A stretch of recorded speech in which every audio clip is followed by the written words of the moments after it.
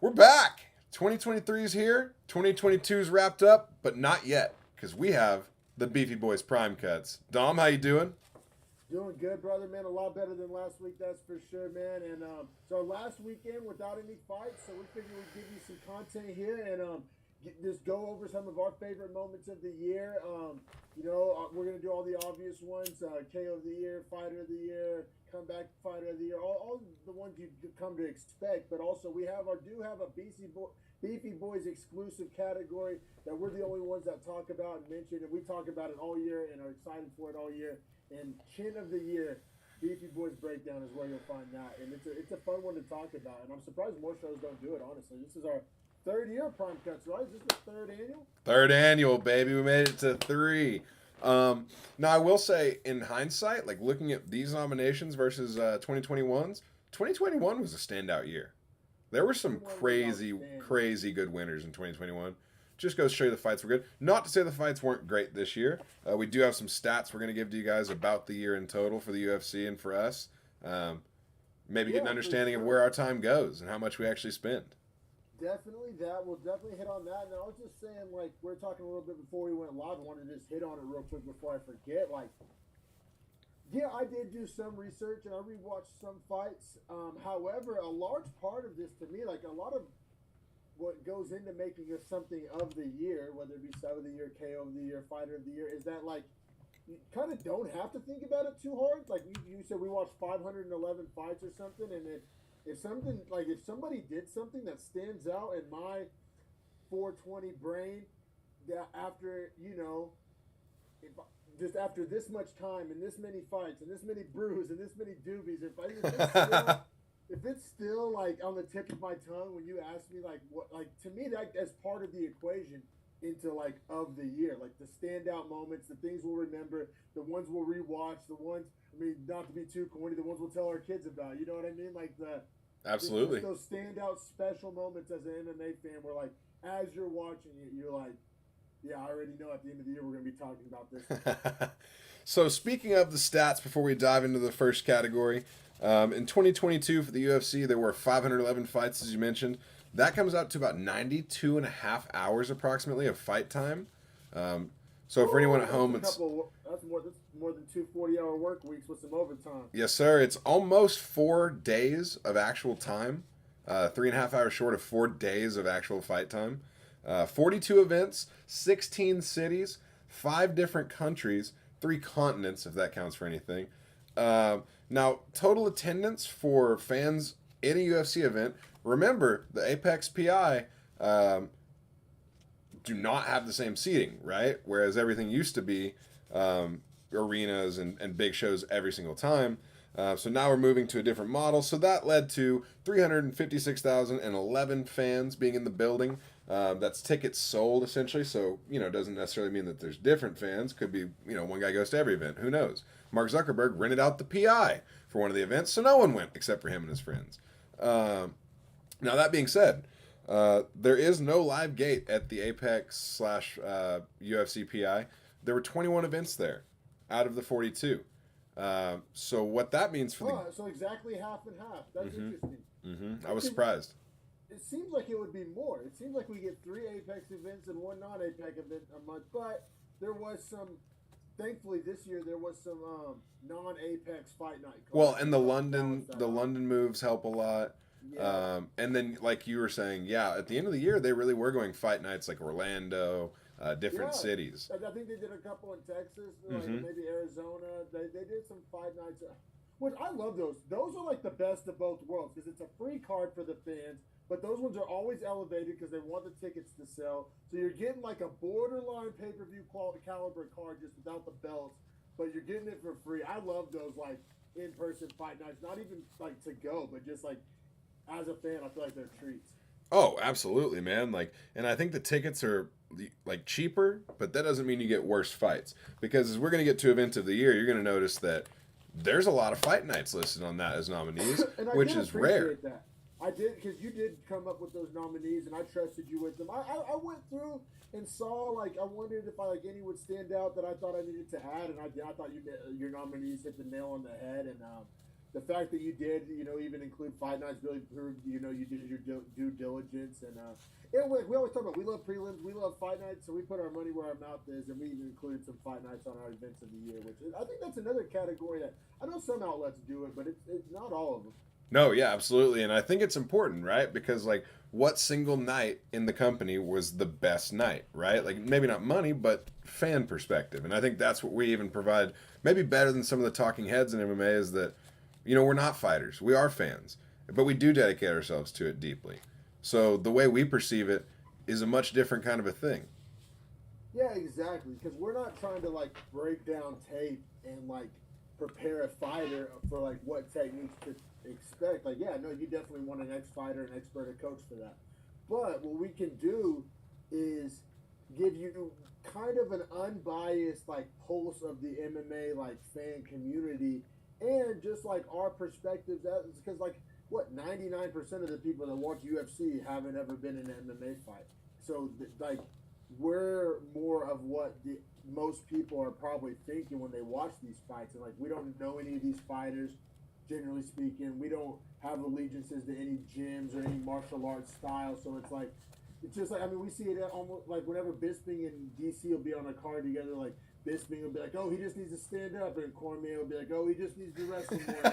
You get that, like, stylistic bias, which, like I said, I'm not saying one is better than the other. I mean, obviously, I love hearing fighters talk about fighting, but it's also like nobody mentions the elephant in the room that, like, there are some drawbacks to that, and it's not 100% positive having all the talking heads be former fighters. Like, the guys like Anik and the guys like Ariel Helwani. Exactly. I think, like, there's a reason and like a place for that to exist, and to a lesser extent, Ryan Clark. Yeah, the least extent, in fact. Now, you might have asked yourself as well, while we wrap up these stats here for the UFC, how much money did they make from tickets? Well, $84,437,808.93 from live ticket sales. We're talking about $84.5 million. That's nothing compared to the NFL and big sports. But what I'm saying is, what they pay their athletes compared to that is bad. Because that's not including pay-per-views. Right, where they make the bulk of their money, merch. Advertising. That's, I mean, so we're probably talking, that's probably like a quarter of the total revenue. The TV. Maybe less. Maybe less. You're right. Like, we're definitely in the billions. And I think there's approximately, 500 fighters on the roster? Yeah, roughly.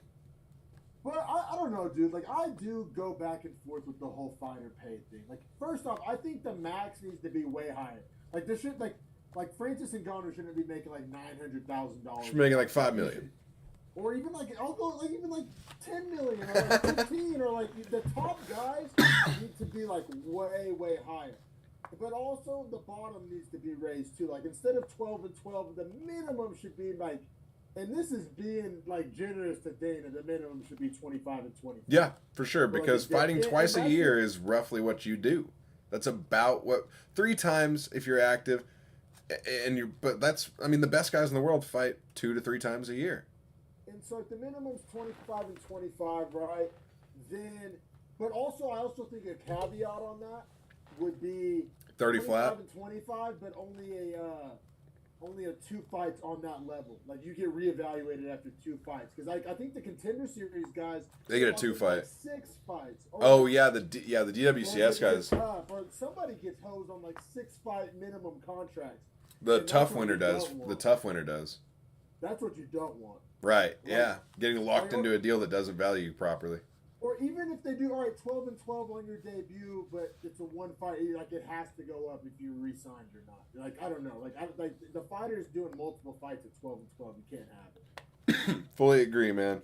And so, final stat before we dive into the categories and get the show rolling. There were 5 fights in the women's 145-pound division. And I'm so, once again, due diligence on your part. Hats off, because we talked about it, and that was like a theme. Like a reoccurring kind of rears its ugly head theme throughout the year of our podcast. We talk about, like, what are we doing here at women's featherweight? Like, and we didn't even talk about it negative. Like, you'll hear some shows, some pundits talk about it like scrap the division, or what. Like, what do we do? Like, why are we wasting our time? But it's like the UFC is wasting everyone's time. well, we're the exact opposite take. Like, no, let's build out this fucking division and have another great division. Like, what? Like, I don't get it. Like, it's like either way. If you want to look at it, all right, men's featherweight is a super phenomenal weight class, or if you want to view it as the opposite, women's heavyweight or women's light heavyweight as kind of the equivalent. That's fucking awesome too. So it's like, I do not understand the downside. I mean, I'm sure somebody, you know, smarter than me crunching numbers on the second floor of the PI can tell you, but like, I don't see the like business reason into having a half-assed fugazi women's featherweight division. And it fully is, man. If you only have five of your 511 fights were in that division. And the belt wasn't contested either, was it? No. So yeah, what are we doing? And that's to not have one title fight in a division is like, it's like actual horseshit. Check this out. Mathematically, that's less than 1% of all the fights for a women's featherweight fight. They're the real 1% of the division or of the UFC. It's crazy to say it, but it really is. I'm really glad you brought that to the table. And like nobody talks about it. Ariel doesn't talk about it. Chael doesn't talk about it. Bisping doesn't talk about it. Like, even the other women's fighters don't talk about it. Like, and they shoot themselves in the foot. Some of those women talking about like, if you give me enough time, I'll go to 35. I won't like, but it's like, no, don't take enough time and diet down and like suck down a bunch of weight. Just fight at 45 and help fill out a new division. If I was Dana for the day, I would literally like make that like a top priority for 2023. Like literally, like if you miss any fighter who's ever missed weight once at Bantam, next fight is being booked at featherweight, like or go fight somewhere else. Like seriously, like I'm drawing that hard line in the sand. If you ever, and I'm talking about even if you made weight since, I don't give a fuck. You don't have to stay there, but you're fighting one fight at featherweight, and we're building this division up. And if you want to go back down, you can go back down. But you're taking one fight at featherweight, and guess what? I bet most of them absolutely love it. I bet most of them perform well, and it's not even a problem that they're building it up to in their head. Agreed. I fully agree, man. It's like when you see guys go from 45 to 55 in men's, and they perform better because they're not sucking the extra weight. Like, I just don't understand it. There's a million examples in men's, and like to think that it wouldn't apply to women is just ridiculous. So I do have one other thing that I wanted to say to kind of kick this off, because it is going to be a wild award show. Some wild shit happened this year. It's been 3 weeks since we've done a podcast, so I just missed, doing the show, and then, but yeah, to just have a highlight reel of just all the best memories and moments of the year. It's so fun. And I'm sure we'll disagree on some of these. Are fire debates. Oh, yeah. Purely subjective. So there's 14 belts in the UFC, and 9 of those were changed names from year start to year end. And maybe, I could be wrong, but it feels like that's higher than usual. I think that might be the most of like any year. I think that's crazy to me. So what belt didn't change hands? And I honestly we just kind of bringing it full circle here. You can't even really include the women's featherweight belt. Yeah, and that 14 you do though. Because it wasn't contested. Sure. Okay, so we take that one out. So 9 of 13. So Aljo. High ratio. Yeah, Aljo. Aljo kept his belt. Volk kept his belt. Who is Ngannou kept his. Shevchenko kept. He was out all year too, right? Or no, he fought once. He fought once, yeah, and then Shevchenko kept hers. Shouldn't have. So 3 men and one woman. Yeah, no, that's wild. That's wild. It's impressive. Yeah, and then one 35 belt changed. Yeah, it was sketchy. Back. It was sketchy. Yeah, exactly. Yeah, it was like he almost didn't have that. Like it was almost 10 belts moved. But with that being said, I think we can go ahead and dive into fight of the year. Yeah, let's get to it, man. Let's get fight of the year. It's a fun one to start off with. Who doesn't love thinking about all the best fights of the year? Absolutely fantastic. So let's read off the nominees first, and in no particular order. I'll go ahead and read them off. We got Landwehr Onama. I think that's a sleeper one that probably isn't on a lot of other shows' lists. Low key sleeper, but what a fight! Like 2 10-8s back to back, and then a war of a third round. Yes, no, fucking awesome, great fight, and I honestly like both of those fights. They said kind of under the radar. All right, keep it pushing. We got Wonder Boy versus Holland.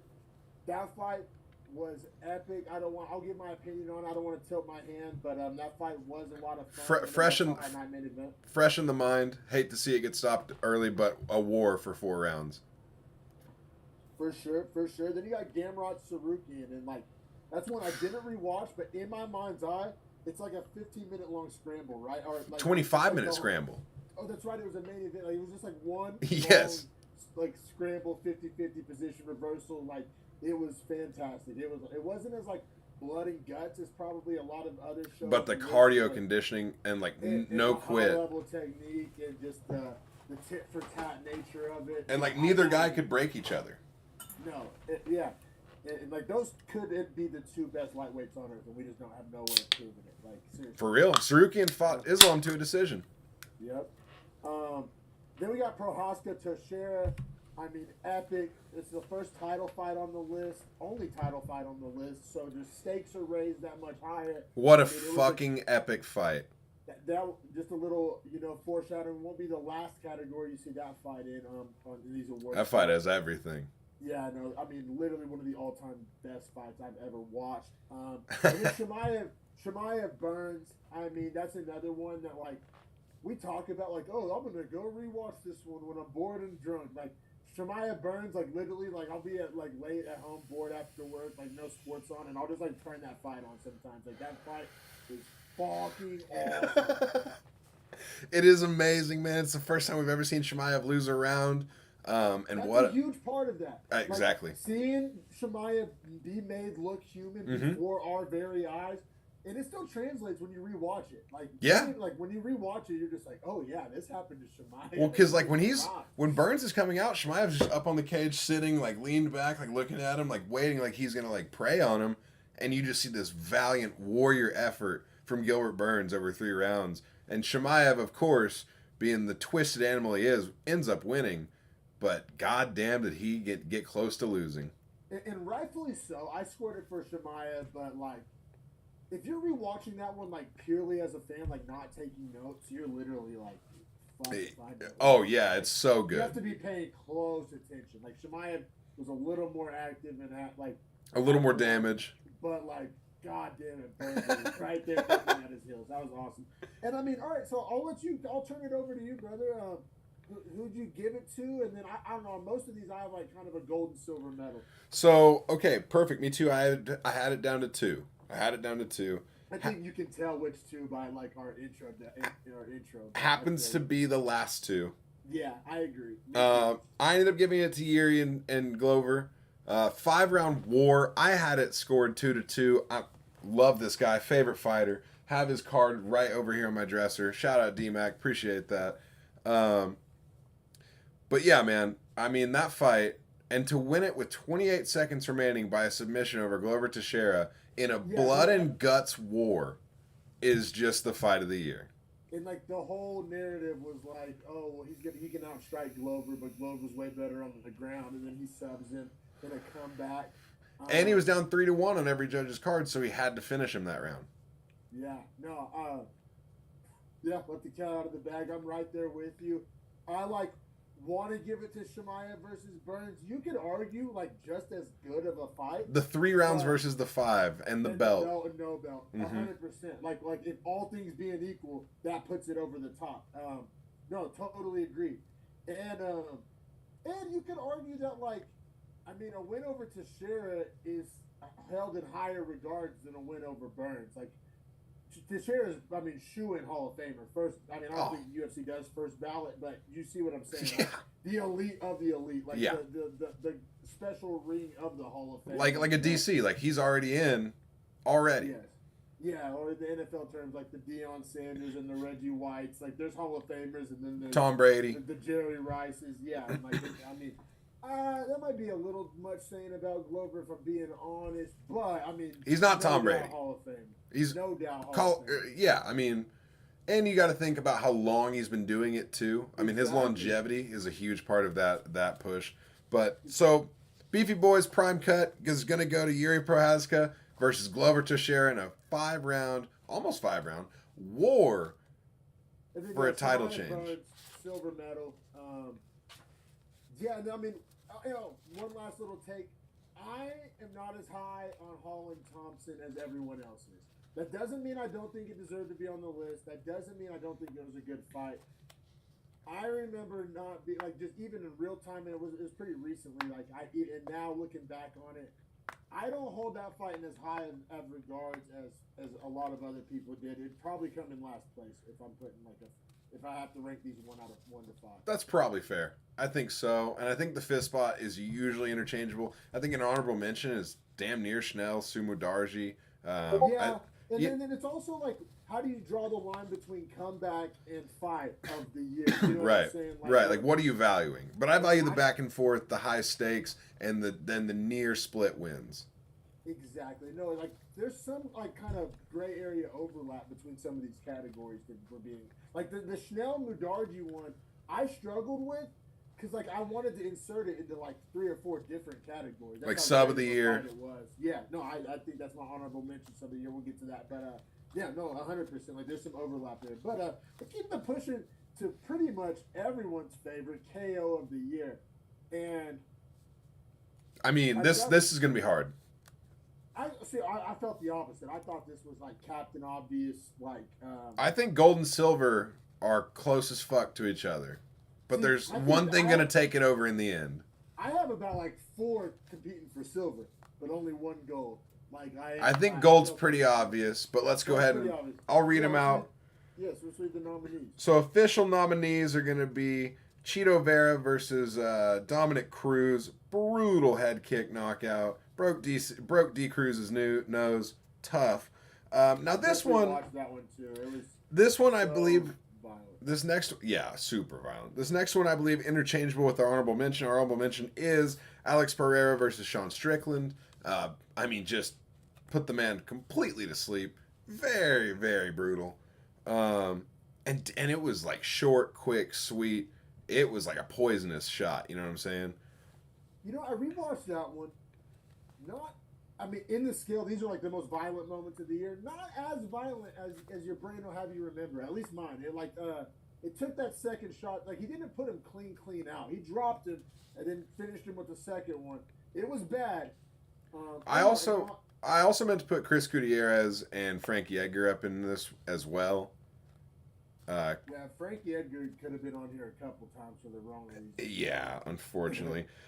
Now, the next one, or the one I was also saying, Ilia Topuria against Jai Herbert, just vicious. I mean, yeah, rewatched that one too. Vicious. Absolutely folded him. Just folded. Yeah, no, Ilia's hands are maybe. If there was a category, we don't have a category, but like underrated hands of the year, probably Ilia Topuria. Maybe most slept on fighter of the year, Ilia Topuria. Because he smoked Bryce Mitchell at the end of the year, too. Smoked him. When he turned Bryce Mitchell into an excuse maker, he was sitting down with Brad Okamoto and giving 30-minute interviews about how sick he was. What the fuck is happening there? Sorry, continue. So then next up, we got Molly McCann versus Luana Carolina. Spinning back elbow. Brutal. Folded her. Insane setup. Watched that one too. Second time she's done it in her career. No, awesome and totally not fluky too, because spinning it back fist, spinning back elbows, so often it's like a Hail Mary kind of fluky shot. That shit was planned, accurate, well executed. It wasn't fluky. It was fucking brutal. So I'm actually glad you had that on the list. Yeah, brutal and technical. That one, brutal and technical. Now, next up, Leon Edwards, Kamaru Usman. I don't want to say. I don't need to say. Yeah, I don't think I need to say much other than the headshot heard around the world, as most people, or the head kick heard around the world, as most people referred to it. Kamaru Usman being dethroned in the 5th round when Leon was down on every judge's scorecard, either 4-0 or 3-1, against all odds. Bro, talk about earth-shattering, right? Usman was this invincible figure, almost on bordering on Khabib status. Yeah. It was almost like seeing Khabib get knocked out. Oh, I was losing my mind. I know I was in my living room. I started FaceTiming people. I couldn't believe what I was seeing. It was a shocking KO. Yeah. Now, as equally as shocking, perhaps, our final nominee, Michael Chandler, Tony Ferguson, the front kick to the chin, and I mean just McNuggets Tony Ferguson's He face. literally turned a grown man into a chicken nugget. I've never seen it before. Haven't seen it since. Probably won't see it again for a while.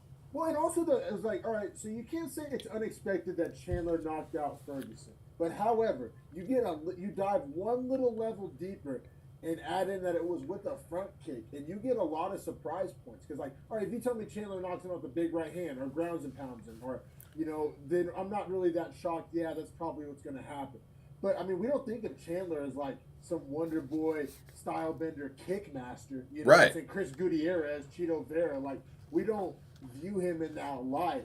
So to see his little short, stubby, muscular leg get up there for that front kick and literally just pretty much NFL Pat McAfee punt, Tony Ferguson's head into a McNugget, fucking stuck with me. That's one that like you didn't have to do any research to know it was going to be on the list. Right. I have 2 honorable mentions, and like it may go from honorable mention to silver medal real fucking quick. I got 2. Ryan Spann knocking out Dom Reyes. Yeah. Just electric, explosive, violent. All the things that, in my opinion, you want out of this category. I thought what Ryan Spann did to Dom Reyes, was that a main event? Shout out Dom Reyes. No, co-main, I do believe. Co-main, okay, all right, fair enough. And then Jamal Hill over Johnny Walker. That was also very violent. Like, that stands out in my brain. Like I said, I didn't have to do research, but I saw your list, and, like, obviously no disrespect, love the work you put in, love your list, love your nominees, but I was like, without even doing, like, any, like, research, like, I was like, oh, you gotta have Hill, Walker, like, that was, like, visually violent, I mean, spectacular wow moment. I mean, it was a breakthrough moment for Jamal Hill. Like, that was really kind of got him over. Yeah, those honestly I would consider real nominees. I mean, if Ilya Topuria is a real nominee, so are those. 1,000%. Like I said, I may end up giving silver to one of those, but I mean, like I said, this is kind of the Captain Obvious take. This is another one that, I mean, you did not have to do any research. We all know what the knockout of the year was. Headshot, pound for pound, Leon Edwards. I mean, yeah, it's not hard. It's pretty far above the rest. Now, the reason it's close in any regard is how do you view did you want violence? Did you want like folding? Because it doesn't look the most violent. He does fold Kamaru. I'll say, I mean, it's up there though. I mean, it's about as violent and instant. The thing is, it was so like beautiful that right. It doesn't seem violent. It's like a pass rusher that wins with speed. Like, yeah, it's too clean. It was so clean and like beautiful that you're right. Like Jamal Hill like punched him on the forehead and it was kind of awkward and violent and it wasn't. You can't say. Or he falls forward, yeah. Or like, but like also like the Cheeto Vera Dominic Cruz. I mean, I'm sure some kickboxing coach out there would disagree, but to me it was like virtually identical, just less on the line and like, yeah. It wasn't against Kamaru Usman. It wasn't against pound for pound number 1, but almost identical knockouts. And then the Topuria Herbert, I mean, like I said, I'm glad you put it on there. It didn't jump to the front of my brain, however, but rewatching it, I mean, it was fucking vicious. It's violent. That one's violent. All the boxes you want this category to check. Like I said, we talked about Chandler and Ferguson. I mean, unexpected, explosive, electric. I mean, all the things you want. Just Usman Edwards, the caliber, the strength of opponent, the strength of schedule, just the level of difficulty, the beautiful, the iconic. I mean, that's iconic. I mean, it'll live on forever. Like the image of Chandler's kick will live on forever, but the story of Leon Edwards and all of it, and the backstory of his corner and the way they're coaching him, John Anik's call on the mic that's not the cloth that Leon Edwards is cut from, and then boom, literally within 1 second of him finishing his sentence, lands the head kick and wins the fight. I mean, literally, you could argue silver medal to literally any other one on this list, including my honorable mentions, but the gold is not up for debate. Agreed. Silver, I went Chandler Ferguson. Yeah, I'm struggling with silver. Silver, I don't have a problem with any of them really. Yeah, I don't either. I am kind of a Jamal Hill nut rider, so I may have to give that one a the spinning back elbow. I gotta put up there. It's hard not to. It's technically beautiful. It's vicious. It's a folding knockout. I mean, it's everything I want. It's just, I guess the image of Tony's face for me is what's going to push that to Well, silver. and I think that if Meatball didn't have a vicious loss following that, and we kind of held her in our minds in a certain different regards, that may give her some bonus points. But like since that knockout, we've seen her get destroyed by Blanchfield. So Right. let's keep it pushing though, man. Event of the year, man, and This is a big one. I'll look them up real fast. That way we can kind of Yeah. read off the cards, if that's all right with everyone at home. do. But you can go ahead and introduce them or I'll- start on them, I guess. Yeah. So event of the year, we got 5 nominees. We got UFC Fight Night Thompson versus Holland. That was a fun one. Here, I got the UFC fights. I got the fights Yeah. right here for that. If you want to hear them. So the main card of that's going to feature Nico Price, Phil Rowe. We get a KO there by Phil Rowe. We got Eric Anders, Kyle Dawkins. That's an Eric Anders KO. We have Roman Dolidze, Jack Hermanson, Dolidze KO. Breakthrough moment for Dolidze. Huge moment for Dolidze. I mean, that was the fight that put him where he's at going into 2023, which is a title contender if he can win two more. Who saw that coming? Pavlovich knocking out Tai Tuivasa. Oh, I forgot that was on that card. Wild. Nicolau knocking out Schnell. RDA submitting Brian Barberena. And Should have never been made. and and Stephen Thompson finishing Kevin Holland by Doctor. All finishes main card. Yeah, all finishes main card. I mean, you got a Fight of the Year nominee off the main card. You got 2 actual contenders off of that main card, like Pavlovich and Dolidze. 2023 could easily be fighting for a belt, if not early 24. Like legit contenders, like guys. Yeah, I mean Nicolau's probably closest to the belt in his weight class for chasing guys. You're right. It's hard to think of him that way, but you're not wrong. And then you also have names like Darren Elkins and JSP fighting on the undercard. You're You also right. had Michael Johnson and Mark Jacasey. You had Clay Guida and Scott Hot Sauce Holtzman and Angela Hill and Emily Ducote. That's right. And then still Yasmin Urugui and Marcelo Rojo and Natan Levy also featured on that undercard. Yeah, no, that card was a lot of fun. Well, that was the one we called a pay-per-view that we didn't have to buy. Yeah, no, I agree. Then up next, second nominee, UFC London, aka Volkov versus Aspinall. It was really Aspinall's, welcome to the UFC moment. I got it Really right. got over. It was also, I know that was Patty's debut, right? It kind of the show. Was that his debut? Second fight. Okay. So that has Aspinall subbing Alexander Volkov in easy fashion. I mean, he looked fucking fantastic in that. Really dismissed Volkov, made Volkov irrelevant. That was when Arnold Allen was the co-main and beat the fuck out of Dan Hooker for about 2 minutes until he finished him. That's right. He dog walked Hooker. Patty, Yeah, my respect. Patty showed the Scouser chin against Kazula Vargas and then submitted him. Gunnar Nelson beat Takashi Sato. Molly McCann got the spinning back elbow that we nominated for KO of the year. And Topuria knocked out Herbert the fight before that. So 2 knockout of the year candidates. That's okay. That's some feathers in the cap of this event. Undercard, we're going to have Makwan Amirkhani getting a sub over Mike Grundy. You have Pavlovich knocking out Abdurakhimov in the first round. You have Pavlovich is a guy. Paul Craig getting Krylov in the triangle in the first round. Jack Shore beating Timur Valiev. Elise Reed with the surprise victory over Corey McKenna. And Muhammad Makayev's debut against Cody Durden. Yeah. So multiple like potential future champs there. Like I'll put Pavlovich and Aspinall or him too. Honestly, Arnold Allen. No, the flyweight. I guess Makayev. Oh, Makayev, yeah. I think Arnold Allen's close to challenging for a belt, is he not? He would if he. Which, yeah, would he if he'd say the right fucking thing? Yeah, the worst dude. So that's the O2 Arena in London. A huge card, obviously great. Once again. And up next, we got UFC 275, which I believe was headlined by the epic all-time Prohaska to Sheriff fight. Correct. You had Valentina, in your opinion, losing to Tyler Santos. The most competitive Valentina fight we've seen in fucking ages. You had Zhang Weili spinning back fist KO Joanna, which got I the title shot. could have put on KO of the year list. I probably should have, to be fair.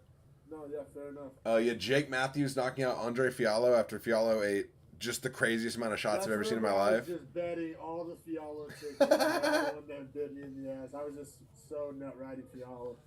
Jack Della Maddalena knocking out Ramazan Amib in his insanely good year. He's more relevant than he gets talked about. Like, that guy's a guy. He's 3-0 this year with all 3 finishes in the first round. He's a guy. I like Jack Maddalena. You had Josh Culibao and Sungwoo Choi, with Culibao getting the split. Mahashate knocking out Steve Garcia. Brendan Allen beating Jacob Malkoon. Dana Batjari losing to Kung Ho Kang, which I thought that was a hilarious fight just for names. You had Jocelyn Edwards beating Ramona Pasquale that fucked my parlay. And Silvana Gomez Juarez beating Leon Na by KO. All right. And then we got UFC 281 coming up after that. Was that Izzy Pereira? So, yes, Izzy Pereira. Obviously, that fight stands out as one of the most impactful fights of the whole year. One of the biggest moments in the UFC, maybe ever, but it absolutely, obviously, for 2022. You have Dustin Poirier submitting Michael Chandler in the 3rd round, but in what I think could be a fight of the year honorable mention. Yep. You have Chris Gutierrez knocking out Frankie Edgar with the vicious knee that I thought was an honorable mention. You have Zhang Weili submitting Carla Esparza for the belt. Thank God. We needed that belt off Carla. Yeah, we did. And you have Dan Hooker knocking out Claudio Puelles with the body kicks. Yeah, that fight kind of sucked, though, but you're right. That did happen. You also have Hinato Money Moicano. Yeah, that's Money Moicano. Yeah. And Brad Riddell. It's Ryan Spann knocking out Dom Reyes. Oh, yeah. That's Blanchfield submitting Molly McCann. Oh, dog walking. That's Petrosky decision over Wellington Turman. What? That's and then the bottom undercard is going to be Carlos Olberg knocking out Negu Mariano. That was a big one. That Big was moment. awesome. Especially for us as Chin of the Year guys. That's a previous nominee. So to get a KO over anyone that's been on Chin of the Year list. No, that's the one that like made me realize that like Negu Mariano's chin wasn't fucking indeed made out of steel. Exactly. Yeah. Montel Jackson beat Julio Arce. Michael Trezano knocked out Sungwoo Choi. I remember that one was pretty nice. Trezano. Karolina Kowalkiewicz beat Silvana Gomez Juarez. She's kind of making a resurgence. And you had Frivola knocking out Atman Zaitar in a brutal KO. Good for Frivola. That's a crazy... These cards are going to be hard, man. I'm excited to hear how you did at the end of the year. It's insane. I'll be real. I've changed my opinion since we've been going through I'm not saying what my notes say. I've changed my opinion. And then what do we got? Santos Hill? Yep, UFC Fight Night Santos versus Hill, which I already said.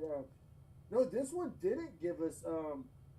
This wasn't Hill didn't get a knockout. This was a 5-round decision, right? If I'm not no, Hill got a KO in the 4th round. This is when he just. That's when he just wore him down. This is when Jeff Neal got the KO over Luque. Huge deal. That's right. Yeah, this was the Ultimate Fighter finale as well, where Usman beat Zach Pauga, which I hated. Yeah. Juliana Miller. But I'm surprised she hasn't fought yet. Juliana Miller, I'm excited for her next fight. She's so hot on Instagram, it's great. She's so hot. She finished, shout out, sorry, Alec. She finished Brogan Walker. Yeah, no, welcome to the live. Welcome to the live. Sergey Spivak finished Augusto Sakai. Right?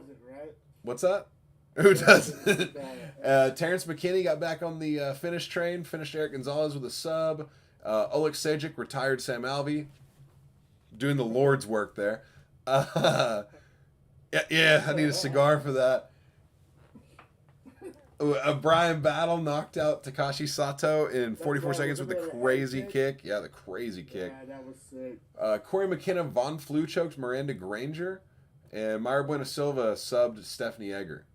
So this card actually had all finishes. There was not a single decision. This was the one with all finishes. Right. Wow. Yeah, it easily has to make the list. Can't not be on the list. For putting this list together. This is a tough list to make. Tough list to make, and also imagine this category right now. I don't know who I haven't made a decision. I'll just tell you outright. So I have, but it's a different decision than I made the other night. Proves how fucking hard this is.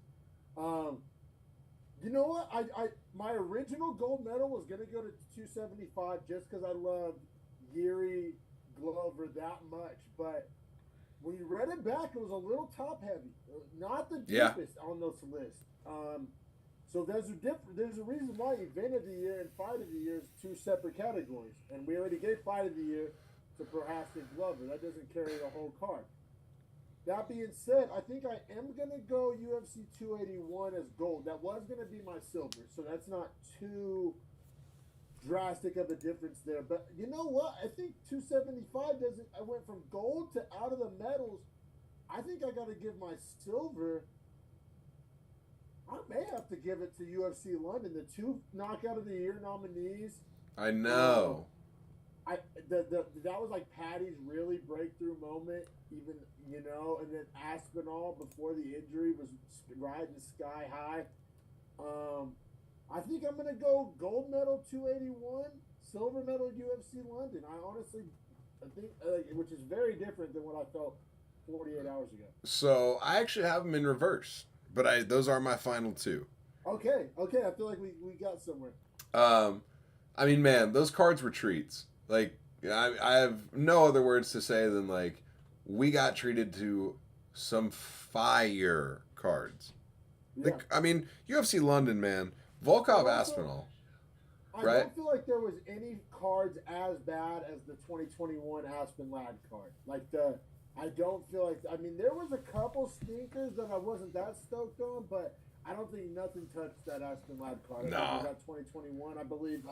I mean, even though Carlos Esparza and Rose tried to ruin a pay-per-view. Yeah, but that was a co-main. Yeah, right, but still, that detracts a lot. That was bad. It's a bad deal, right? I mean, yeah, man, I got to go with UFC London. I mean, Arnold Allen put himself on the map as a title contender in that when he just smoked Dan Hooker. Tom Aspinall. That was a big deal. Tom Aspinall did the exact same thing. So the two. That was a big deal. So, and then Patty Pimblett subbed Kazula Vargas. Big breakthrough moment. Yeah, the three London guys won in dramatic fashion to end the card. Yeah.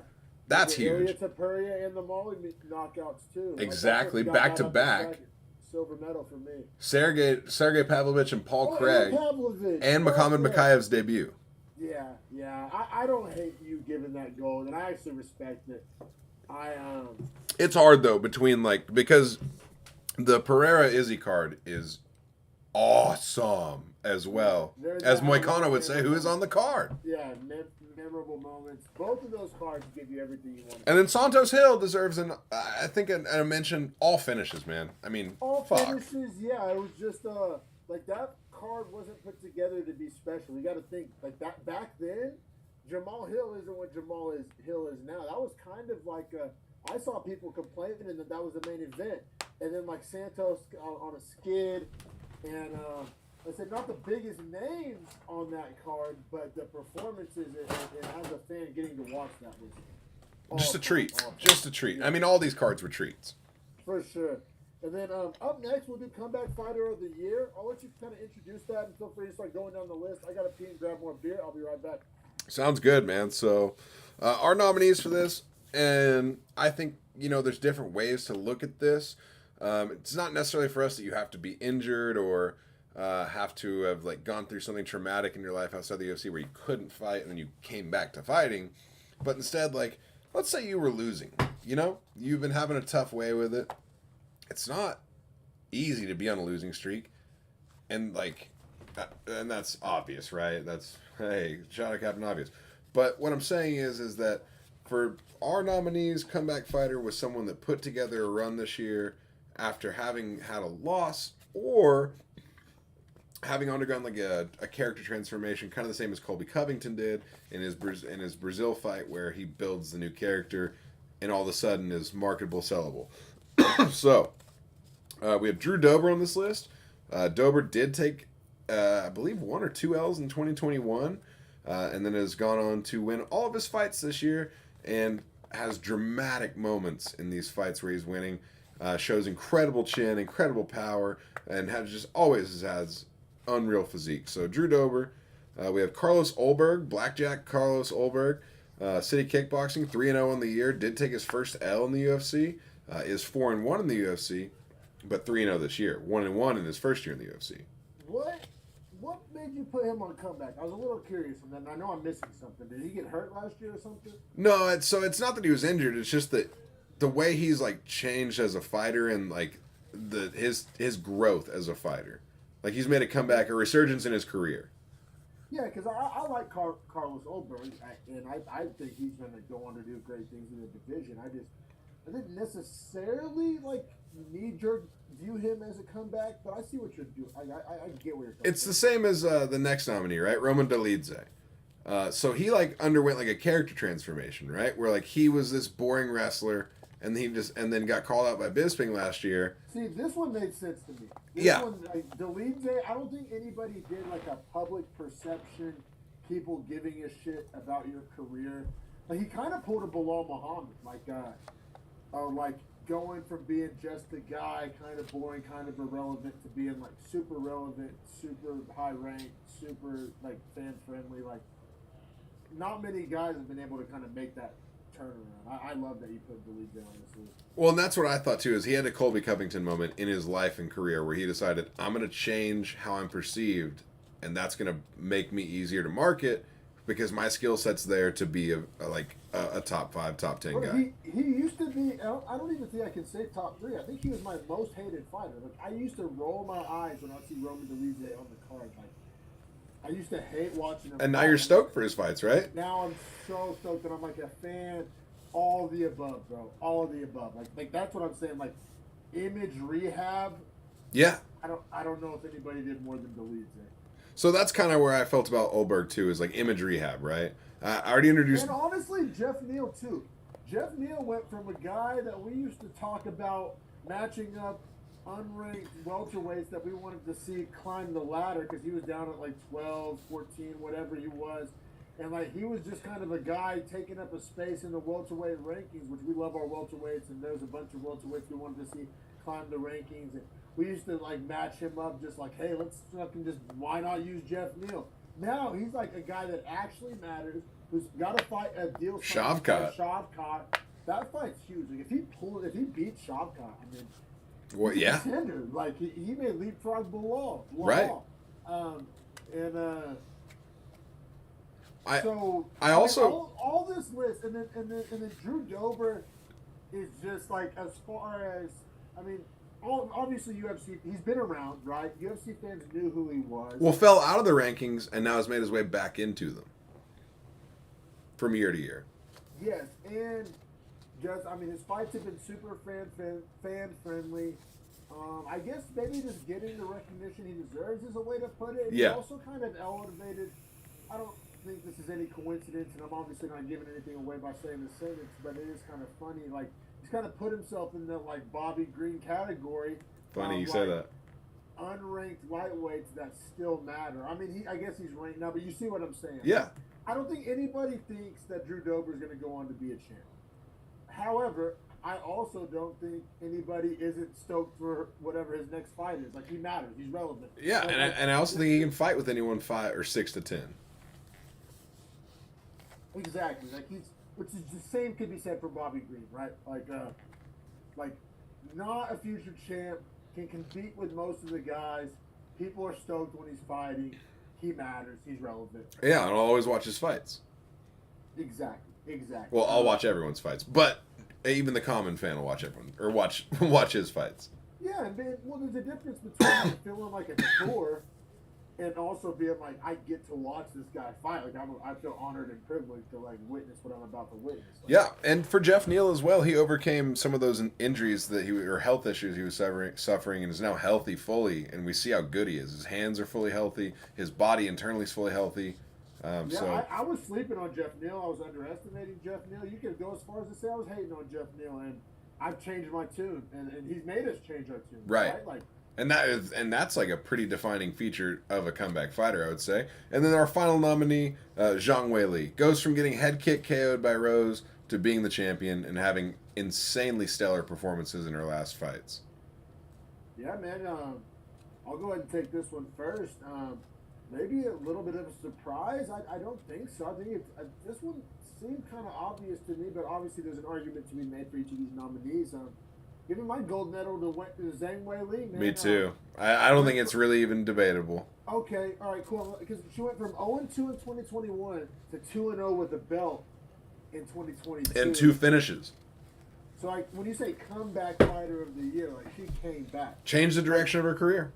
She came back for more than being known as boring or being known as just one of the guys. Like she came back, and you could argue kind of saved the division. Like Yeah. I don't think people have been more stoked on strawweight. Like when we had the kind of weird, absent-minded Rose or the kind of Fugues, Carlos Esparza champions, like it seemed to make the division matter less, right? Yeah, people hated it. I mean, you saw the press conference between Zhang Weili and Carlos Esparza in America. Zhang Weili got the most love, and Carlos Esparza got all boos. And that's another thing, as far as like for Zhang Weili to like, she's probably outside of Rose, and Joanna's retired now. She's probably like the biggest draw as a strawweight. 100%. Even including in America. 100%. America, China, bad relations. Like that's kind of a little obstacle to overcome. I don't think any other Chinese fighter has broken through like her.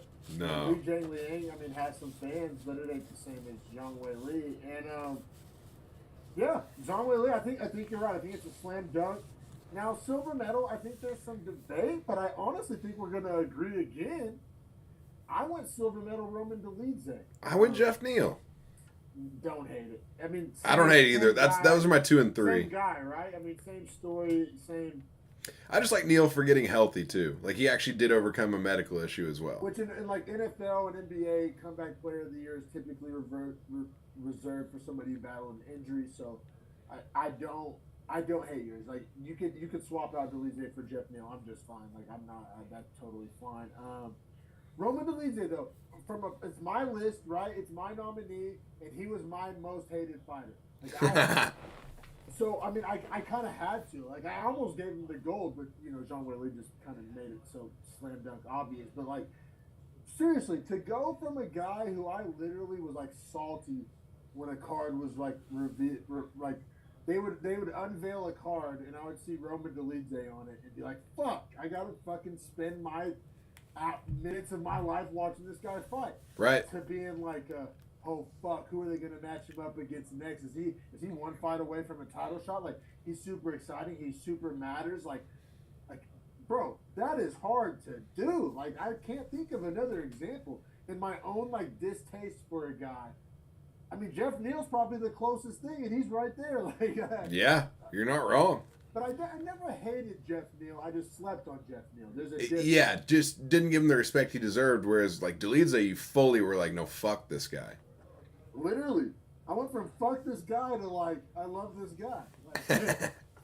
Like, so yeah, I mean, shout out to all those fighters. I think that's a huge award for those guys personally, or women as well, Zhang Weili obviously, because like the mental that they overcame to get to those positions down in their career is awesome, and they're going to get rewarded financially for it. And so shout out to those guys and good for them. And Zhang Weili too. I mean, we feel this way about many champs. We just talked about Kamaru Usman, but like, I don't see any strawweights that want that smoke or like. I mean, you could argue Rose could get lucky again, but I mean, where's her head at? I mean, it's so hard to gauge Rose. Like, yeah, she's such a head case, man. Fuck.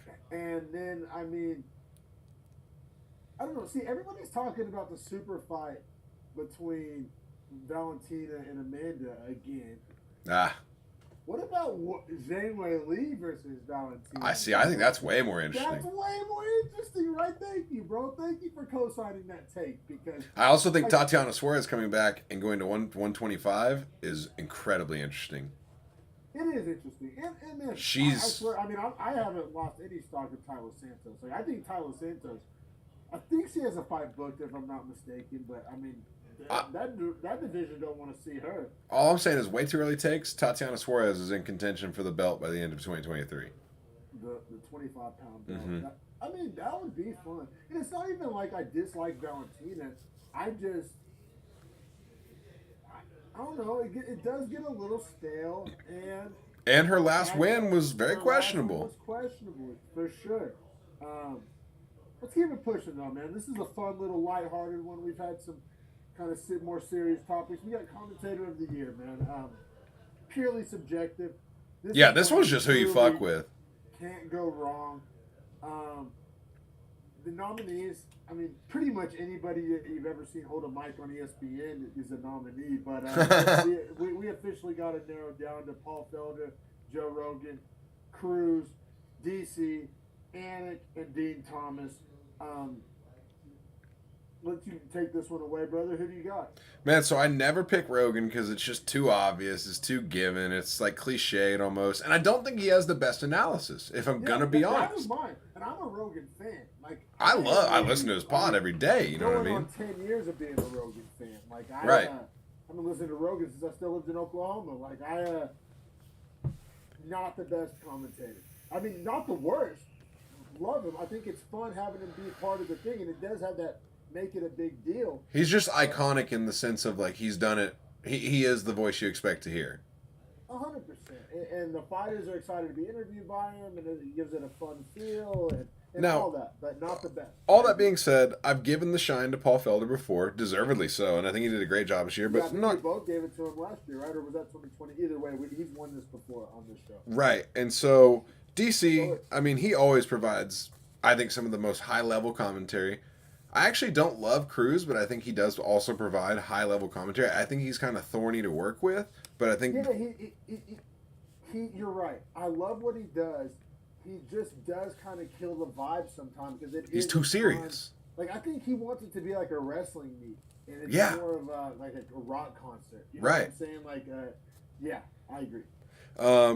Then you have John Anik, which I think he kind of had a breakthrough year for himself. He resigned like a 10-year deal or something like that, like something crazy, and is getting a bag to do it. He deserves it. Agreed. So good.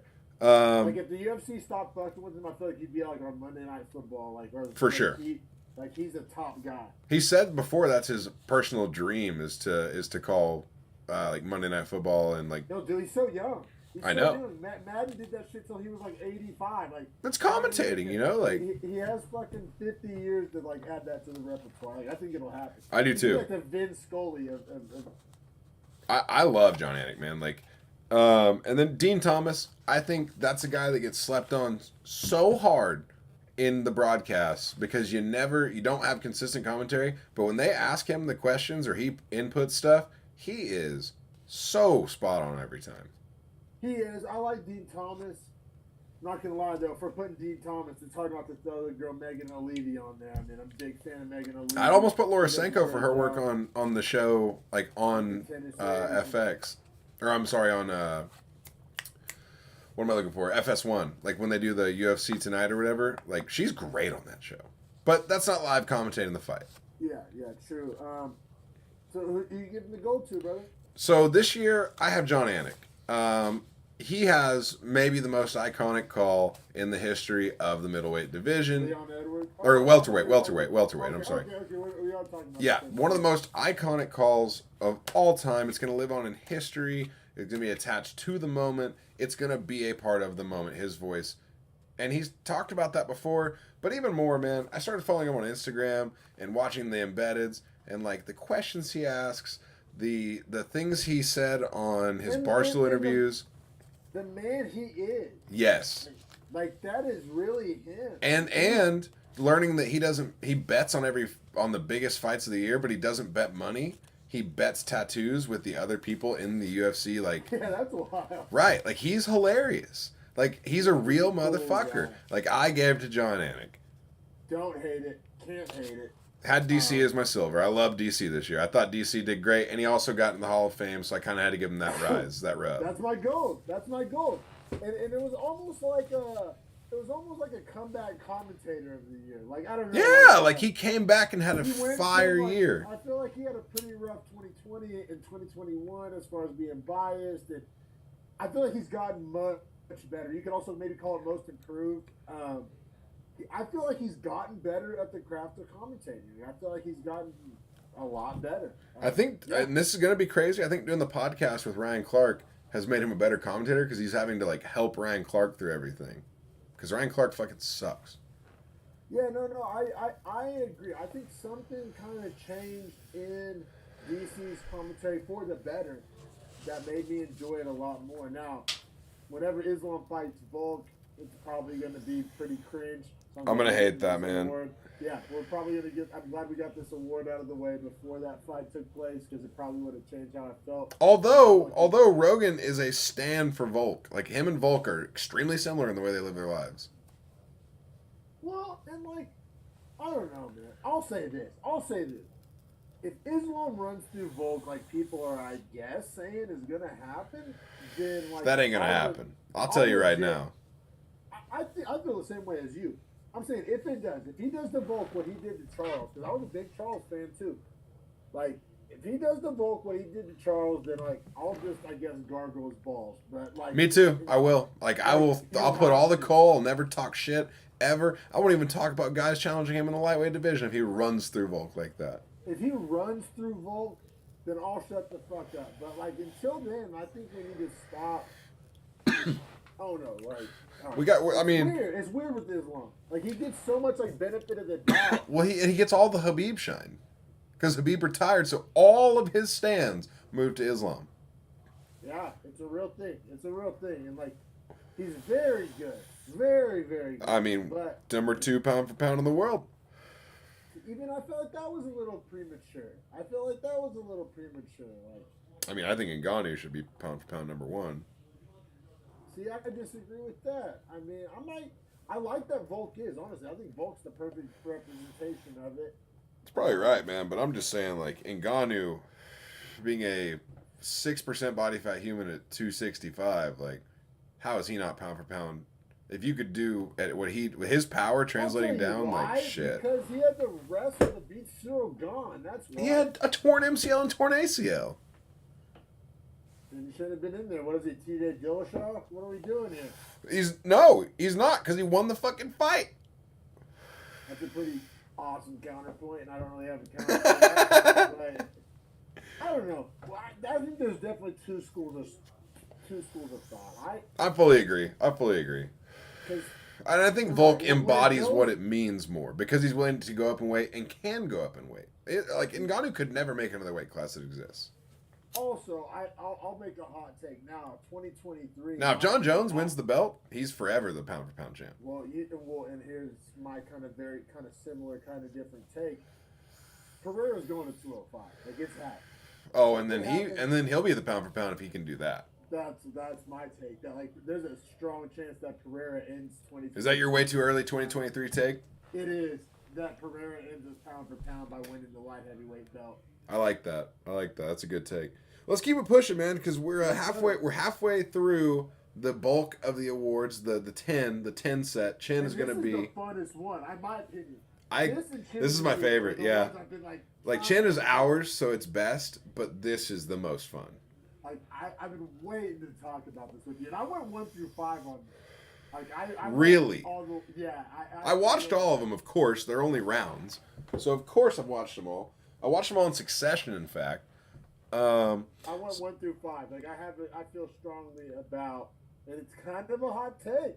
All right, so in that case, I'm gonna let you do. I'm gonna just introduce them and let you do number 5 and 4 on your list and talk about them a little bit, and we'll talk about them, and then we'll see if either one of those is my gold or silver by the end. Sounds good. Let's do that. So we have Drew Dober, Terrence McKinney, round 1, fucking great, right? Fireworks, yeah. KO for Dober. We have Sumu Darji match. It's honestly unbelievable. I mean, Dober. Were you watching that? I had forgotten. Like Dober was beat within an inch of his life. Like questionably not stopped. Yes, exactly. And then you have Sumu Darji, Matt Schnell, round 2. Maybe the most unbelievable single comeback I've ever seen aside from Darren Elkins, Mirsad Bektic. I mean, literally unbelievable. Just and sub of the year, honorable mention or actual nominee. So that's round 2 as well. So to go into round, I think any of the round 2s deserve more respect as well because you went through round 1. Okay. Just a side note, right? Because I think having a war in round 1's easier than having a war in round 2 or 3. Anyway, you're right. You're not wrong. Chandler Poirier, round 1. Banger of a round. Can't believe Chandler survives the round. Can't believe Poirier survives the middle of the round. Yeah, that's what, like, I've forgotten that, like, each, like, I was like, oh, why is this on round, round of the year. I was like, oh yeah, that's why, because like both guys should have finished like multiple times. Shemaev Burns round 2. This is one of the most important moments in the history of Shemaev's story because we see him be not invincible. And it is a war of a round that Gilbert Burns, I think the world scored for him. And it's the first time I've ever seen Shemaev lose a round. So that's a big deal. Also, war of a round. And then the final nomination, Gaethje Oliveira round 1. Once again, at that fight, by the way, the pace, unreal. Oliveira was in his face the whole fucking time. Especially considering it's a 5-round fight. Like, neither one of those guys planned on going 5. It's so gangster.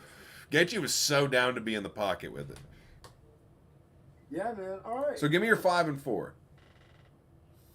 5 is, and I just gotta say it with my chest, because like honestly, you can go in any order, and I feel like you're not wrong. Like this is the most subjective and most subjective. But 5, I'm going Sumadarji Max. What? I am. What? Yeah. The round itself, like in a vacuum, I did these in a vacuum. Like I literally did like round of the year. Like I literally didn't even watch the other rounds. I watched the round in a vacuum. That's my silver. This round in a vacuum without the context. Now, if you factor in round 1 and then are doing your round of the year, round 2, okay, that's a different conversation. I'm treating it as if like you have blinders on, you literally don't know round 1 exists. Like you're only watching round 2 without the context of round 1.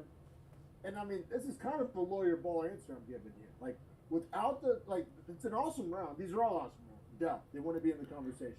Without I feel like the context of round 1 gives round 2 what it needs to be on this list. Like I don't know, I feel like the vacuum nature of this takes it away. There's an argument to be made, and you're going to make it. Actually, I'll turn the floor over to you. You said it's your silver medal. You obviously disagree pretty strongly. So the other side, because I'm not saying I'm wrong. I'm not saying I'm right. I'm just that's how I saw it. Like this was a tough decision to make. So the ass whooping that Matt Schnell proceeds to take in round 2 is, I think, maybe one of the best showings of heart and chin I've ever seen. I mean, he gets frozen like 6 different times, and then somehow lands a bomb that wobbles Sumudarji, is still able to take advantage of it, get him to the floor, and then gets reversed and throws him in a triangle after landed insane ground and pound before he got reversed. And then chokes him out with the triangle locked in the wrong way and is just getting bled on because he's squeezing the blood out of Sumudarji's body. No, it was awesome. That's what I'm saying. Gonna let the cat out of the bag. I nominated this one for like 4 categories and didn't have it winning any of them. Like it was like that good, but just not that good enough. And you factor in the names and the standings and what's on the line. Like that's without a doubt the least on the line. I guess you could argue Dover McKinney, but I would probably not argue that.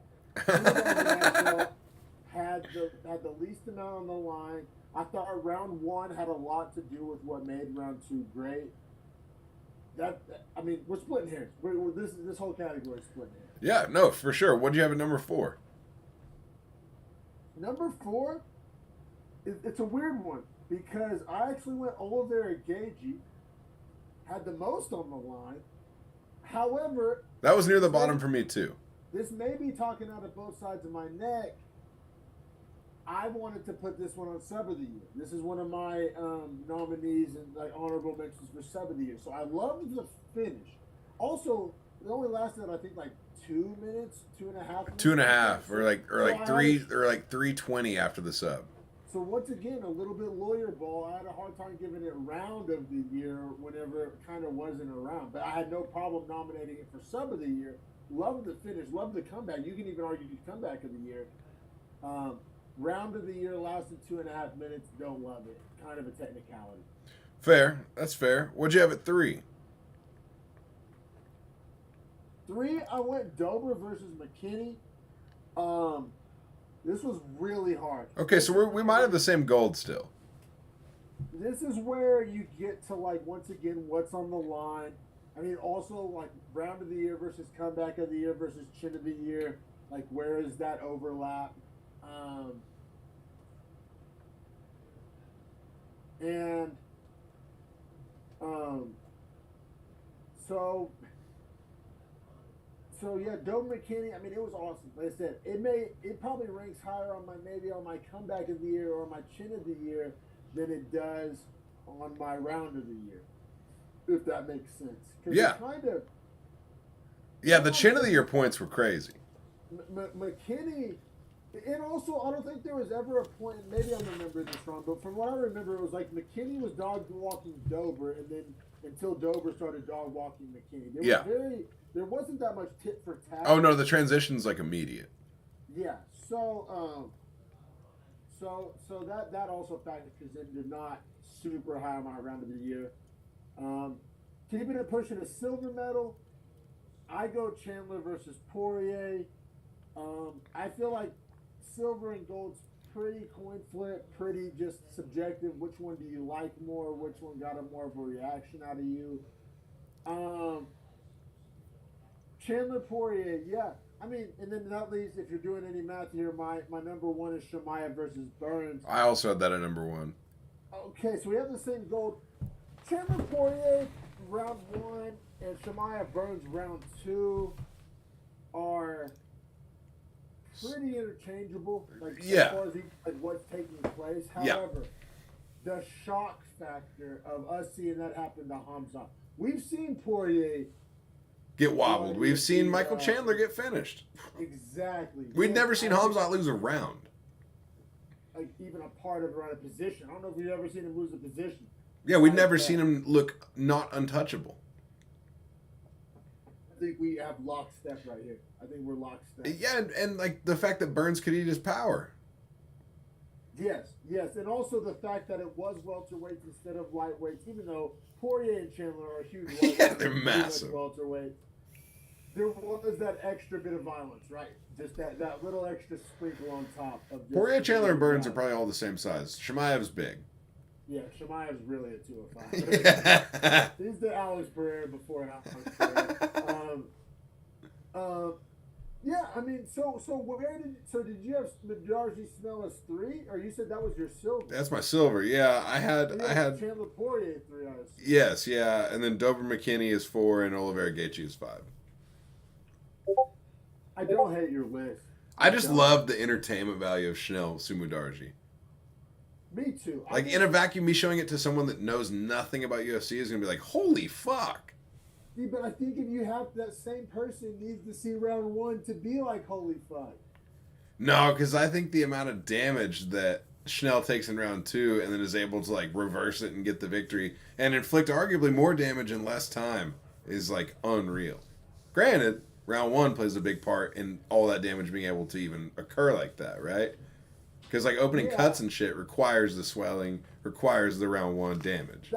That's where I was at with you. Like, I just feel like you couldn't tell the story. I feel like round of the year was the wrong category for that fight. Like, yeah, fight of the year it could have been there for, but round 1 wasn't so great, and it was a round 2 finish.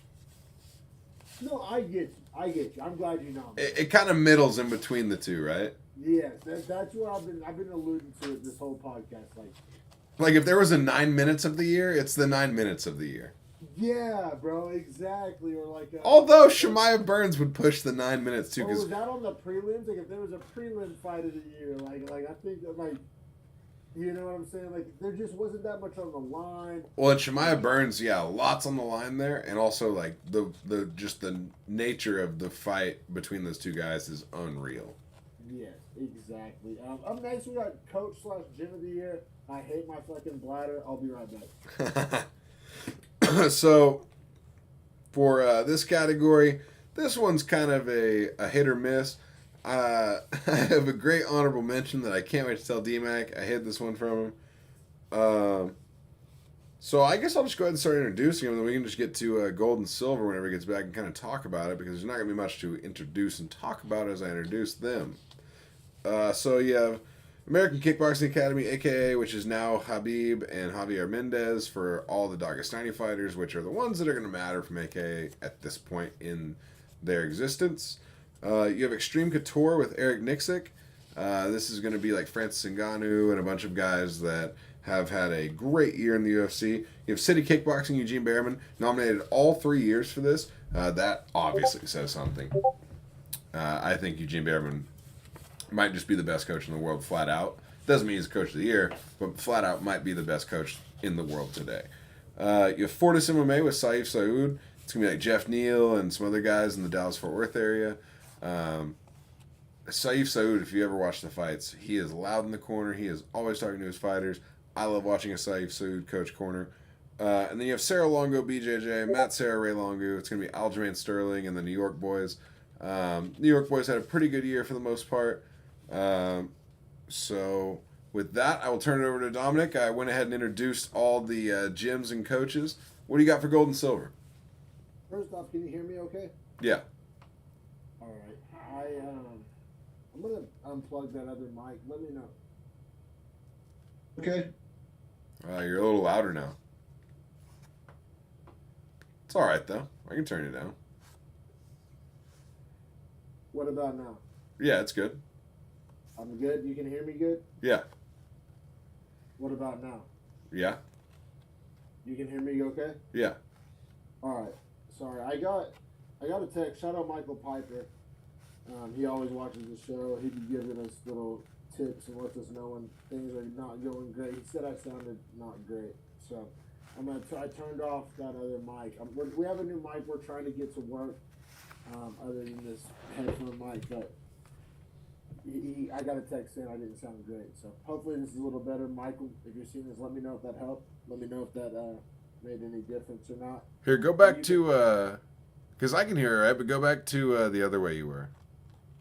Go back to it? Okay. Like when you were a little louder.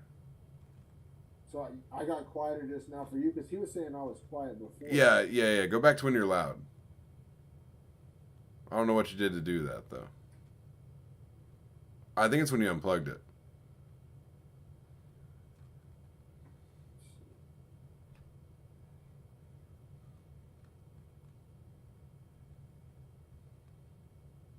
Sorry, everybody watching. Yeah, just I think if you just unplug that USB, we'll be all right. So the headphones are in the USB. Oh, just plug them straight in.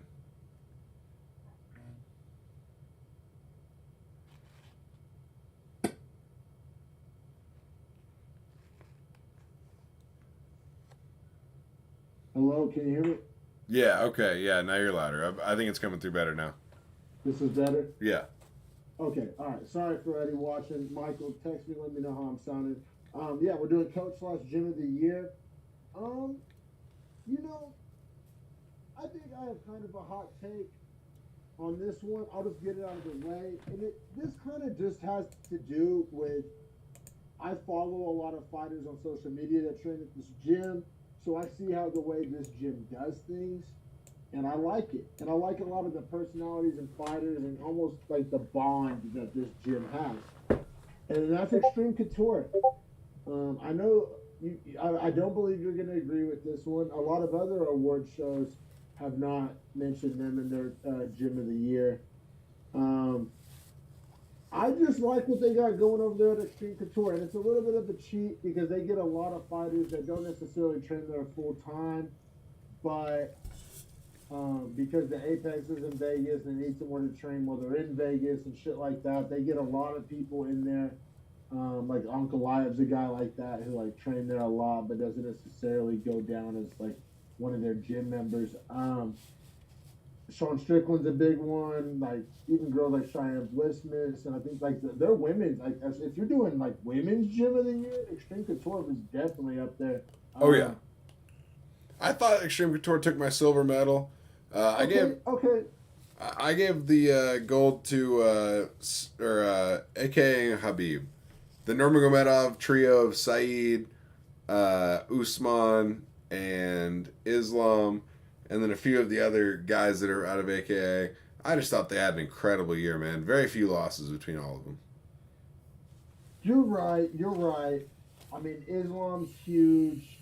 Umar's also the next one, but See, this is no fault of AKA, but I hate how the UFC's building Umar personally. Like, I hate it, like, a lot. Like, he's about to fight Hayoni Barcelos for, like, no reason. And like I said, that has nothing to do with AKA, but, like, I think Umar could beat some of the top 10 guys. And if he had done that, then I'd probably be with you on AKA. But right now, AKA is seeming like a little bit of a has-been, Jim. I mean, the Cain Velasquez, the Khabib, the DCs, they ain't fighting no more. And so they got Islam, and they got Umar. Like I said, if Umar was being built right, then I feel like they probably do win it. And then you're right, Saeed. They got some good guys over there. I don't hate what they're doing. And like I said, like on paper, I can't really give you a better argument with my Extreme Couture pick. Like I said, I just kind of like what they're doing over there. No, yeah, I'm with you. Did Michael tell you if the audio is any better, by the way? He said it was, which is annoying because, sorry, for everybody at home, what apparently sounds better is my fucking $15 like old Apple corded headphones. Um, this is a Rode mic, which is supposed to be like one of the best like mics for like podcasting and content creating and all that shit. And it's probably my lack of technical ability, but like that was when I sounded bad was me trying to like use this like better mic, and this fucking Apple headphone mic sounds better apparently. So forgive me for trying to invest in our show. Hey, we'll get it figured out. We're working to it. 2023. Yeah, for sure. We'll get it ironed out. But yeah, man. I said this is pretty subjective. You have AKA, obviously Couture. City Kickboxing, I actually thought it was kind of a bad year for them. I mean, Me too, but Eugene Behrman's just such a good coach. Ford I saw a couple other shows and programs out there giving it to Fortis, and I don't hate it. I kind of like it. I feel like you have to be a real big Jeff Neal like kind of dick rider, and kind of who's the old boy from Oklahoma that's about to fight Dan Ige? It's like the co-main of this week's card. Damon Jackson. Oh yeah. He fights out of Fortis. Like I feel like if you're like a Jeff Neal, Damon Jackson guy, then yeah, give it to Fortis. And Ryan Spann's out of Fortis. Huge year for Ryan Spann. If anybody gives them an argument, it's Ryan Spann. But and then Sarah Longo, you got me fucked up if I'm giving Aljo even anything close. Even anything close. I'm not giving no awards to Aljo. Well, like Frivola had a good year, and some of the New Yorkers, they had a pretty good year as a gym. But I agree with you. Also, didn't mention honorable mention Teixeira MMA and Fitness up in Massachusetts. Alex Pereira trained there. A couple other guys, mainly Alex Pereira and Glover himself. It's tough with the Glover loss. That's the only thing that makes that one tough. But the Glover loss, yes, but the Glover performance was great. Fair. Very fair. All right, let's keep it pushing. We got 4 more categories to go. Next up, I think we're going to go with Female Fighter of the Year. We have 5 nominees on here, I do believe, if that's correct. Yeah. If we went ahead and made Blanchfield a nominee, that makes sense. Yeah, so we officially added Erin Blanchfield. We have Valentina Shevchenko. We have Amanda Lemos. We have Manon Fior and Zhang Weili. Yeah, man. I mean, great. Obviously, group of nominees here. If we're giving out who I'm the biggest fan of award, I mean, it goes to Blanchfield. I mean, I fucking love me some Blanchfield. Usually I'm a Shevchenko dick rider, but I thought it was a tough year for her. Like, yeah, me too. Her fight with she only fought once, mind you, and it was the win over Santos, which I gave to Santos. So I had a tough time. I mean, I understand why you put her on here, but I mean, I had a tough time really showing much love to Shevchenko. Lemos, I strongly considered it, and it's one of those things, perception versus reality. Like, I view Lemos very high. She's probably going to get the title shot. However, she hasn't lost this year, man. I know. It's crazy I put her on this list. It was just more of a, like, where she's at to finish the year, Which I agree. She's way more relevant now than she was last year. 100%. Manon Fiorot, it sucks. I mean, it doesn't suck. First of all, she's in the same division as Blanchfield. That division's stacked with young talent. Love it. Love the changing of the guard. It's coming. Um, right, Fiora's a flyweight too, right? Yeah. Yeah. So I love me some Fiora, and I mean, it seems like she's probably going to get the crack at the belt before Blanchfield, but I think I could see them two fighting for a belt at some point. Fiora's just Um, already pushed up so far from the fights she's gotten. exactly, and then Zhang Wei Li getting her belt back, making the strawweights great again. Um, She's my gold and medal. I'll go ahead and give it away. me too, me too. So she has two. She's the first fighter to have two awards so far for both of us. Right. Great year for Zhang Wei Li. Great year. I mean, they said she made the strawweight division like relevant and like made things right in the universe with the strawweights. She's a great champion. She's a worthy champion. Went from 0-2 to 2-0. Got her belt back. She's the only person on this list that won a belt. Shevchenko defended her belt. But like I said, Blanchfield and Fioro, I mean, so much coal in their hype trains. Like, I love it. I'm big fans of both. Like, I do think they will fight one day. Like, whether or not it's for a belt, like, easily could be, right? And then Shevchenko, man, I mean, until they do like a Zhang Wei Li or an Amanda Nunez or Blanchfield / Fioro like get their way to the belt. I mean, she's sitting cozy in first class, just up there being a champ. Nobody really nipping at her heels, but that could change. Like I said, a few of the things I mentioned. Yeah, man. I mean, I agree with everything you just said. I have Blanchfield as my silver. And I went Fiora silver, and I thought Fiora could have won silver as well. I thought those two were very interchangeable. I just thought the way Blanchfield won her fights was awesome. Dominant. Yeah, no, for sure, man. For sure. And then we'll keep it pushing the male fighter of the year, which is very subjective. I got a couple honorable mentions to throw in, and like my honorable mentions could end up meddling. You know what I mean? Like, Yeah. Very competitive. So the official 5 nominees, which I think we have 3 to add to this list, I think we end up with 8 nominees, and I'm just going to call them all nominees, not even honorable mentions. Yeah, just call them all nominees. I'm with you on that. Because, all right, so we got Alex Pereira. What else needs to be said? Sean O'Malley, huge. I mean, just based on record and where he's at now, and like whether you agree with it or not, he did have huge wins this year. JSP, which I'm gonna need you to explain a little bit because it's the only like not obvious one on this list.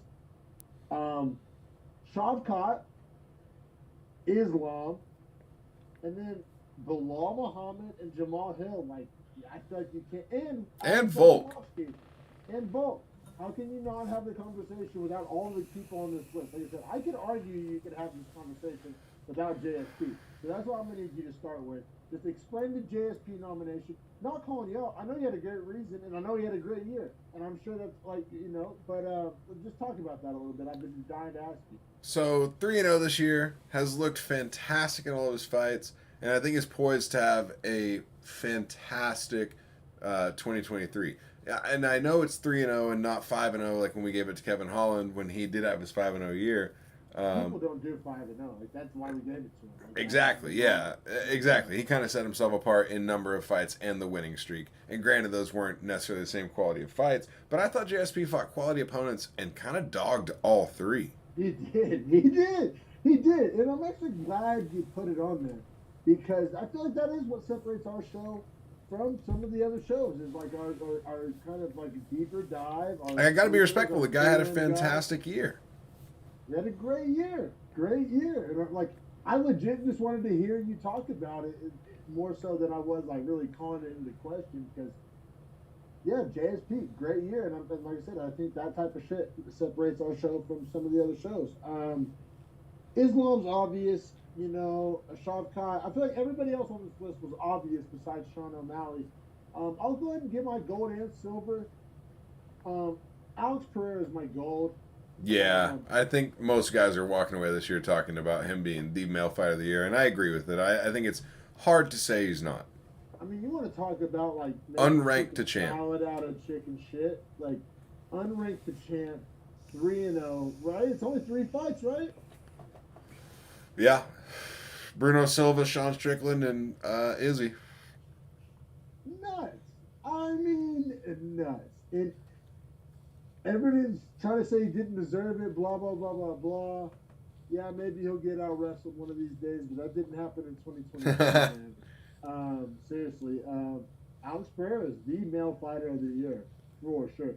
Speaking of, did you see those pictures of him, like, back in the Amazon and, like, all in his tribal gear? Yeah, and, I did. Yeah, like painted up. And, amazing. Yeah. I love this guy, man. I love this guy. He's a good champ. He's honestly a great champ. It's so interesting. And if he can go to 205 and do it, I mean, I think he can. At least till Yuri gets back, like, and then that fight's fucking awesome. Yeah, that fight's too. unreal. I don't think. The Well, same size guy. I don't know if Yuri can stand there and take those shots.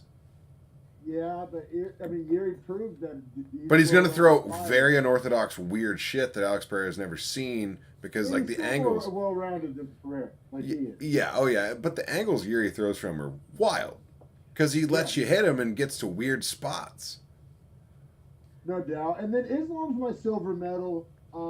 Because, I mean, I think if we're doing unranked to champ like Pereira, I mean, Islam went from like 12 to champ or 9 to champ. I mean, I feel like they just fed him the route, though. They gave him the chain. You're right. That's why he's silver and not gold. But still, I think he started 2022 like ranked, maybe even outside the top 10. I mean, 9, 10, 11, somewhere in there. I had Volk as my silver. You know, and this is purely subjective, and I don't even want to call it hate because I'm far from a Volk hater. I'm a big Volk fan. The Korean Zombie win just does nothing for me at all. That fight shouldn't have been made. He just beat the shit out of him, though. Same with Max Holloway. He fucked my 10-leg parlay. Or my 8-leg. So Max Holloway, you could argue even covers for the Korean Zombie. I don't hate it. I just want to let the record show how much I am not in favor of the Korean Zombie Volkanovski fight even being made. Why did that happen? That was pointless. That was a card filler. It had bad ramifications too. Honestly, I'll go Shavkat for the same reason. Shavkat went from like unranked to like maybe one fight away from a title shot. There were some guys that had huge years. I mean, even Bilal had a huge year. And then O'Malley went from unranked to number 1, right? Or 13 to number 1. Did he start at 13? Yeah, against Pedro Munoz, right? Right. Was that in 21? I don't know. I gotta look up. Pedro Munoz was in 21, yeah, because that was on the Izzy or the card I was with you for. You're right. Wow. I think he did fight one more before that. So he was 3-0. He was unranked. Here in July. Yeah, he fought. That's what I'm saying. His second fight of the year was in July. Yeah. So I think he fought one more time before that, early on. He was unranked before Pedro. Yeah, unranked to number 1. So he went unranked to number 1. He has an argument for silver medal, but Islam has the belt and is like seemingly invincible. Seemingly, I hope that's not the case. I hope Volk beats him personally, but me too. And then Bilal went from like what 12 to 4. Yeah. And then Jamal Hill went from either unranked or 15 to fighting for a belt. Yeah, and that's so kind of the JSP thing. He went from unknown, literally unknown, to on the edge of a ranking. Yeah, that's just I'm having a tough time with JSP. You can argue he's been hosed, but he's still unranked. Like, maybe next year, JSP. I mean, he might be that guy. Think about it. Think if he's the guy next year that goes, wins 3 more next year and is unranked to number 3 or 4. And we should have been talking about Arnold Allen. He talked his way out of this. He talked his way out of this. I was not going to put him on here because he's such a bitch. For sure. Let's go to submission of the year. Because I have 3 honorable mentions. This is a tough one. This is tough. This is where you really can't go wrong. Because also, let's talk just broad stroke here about the category of submission of the year. Like, do you go flashy, rare submission?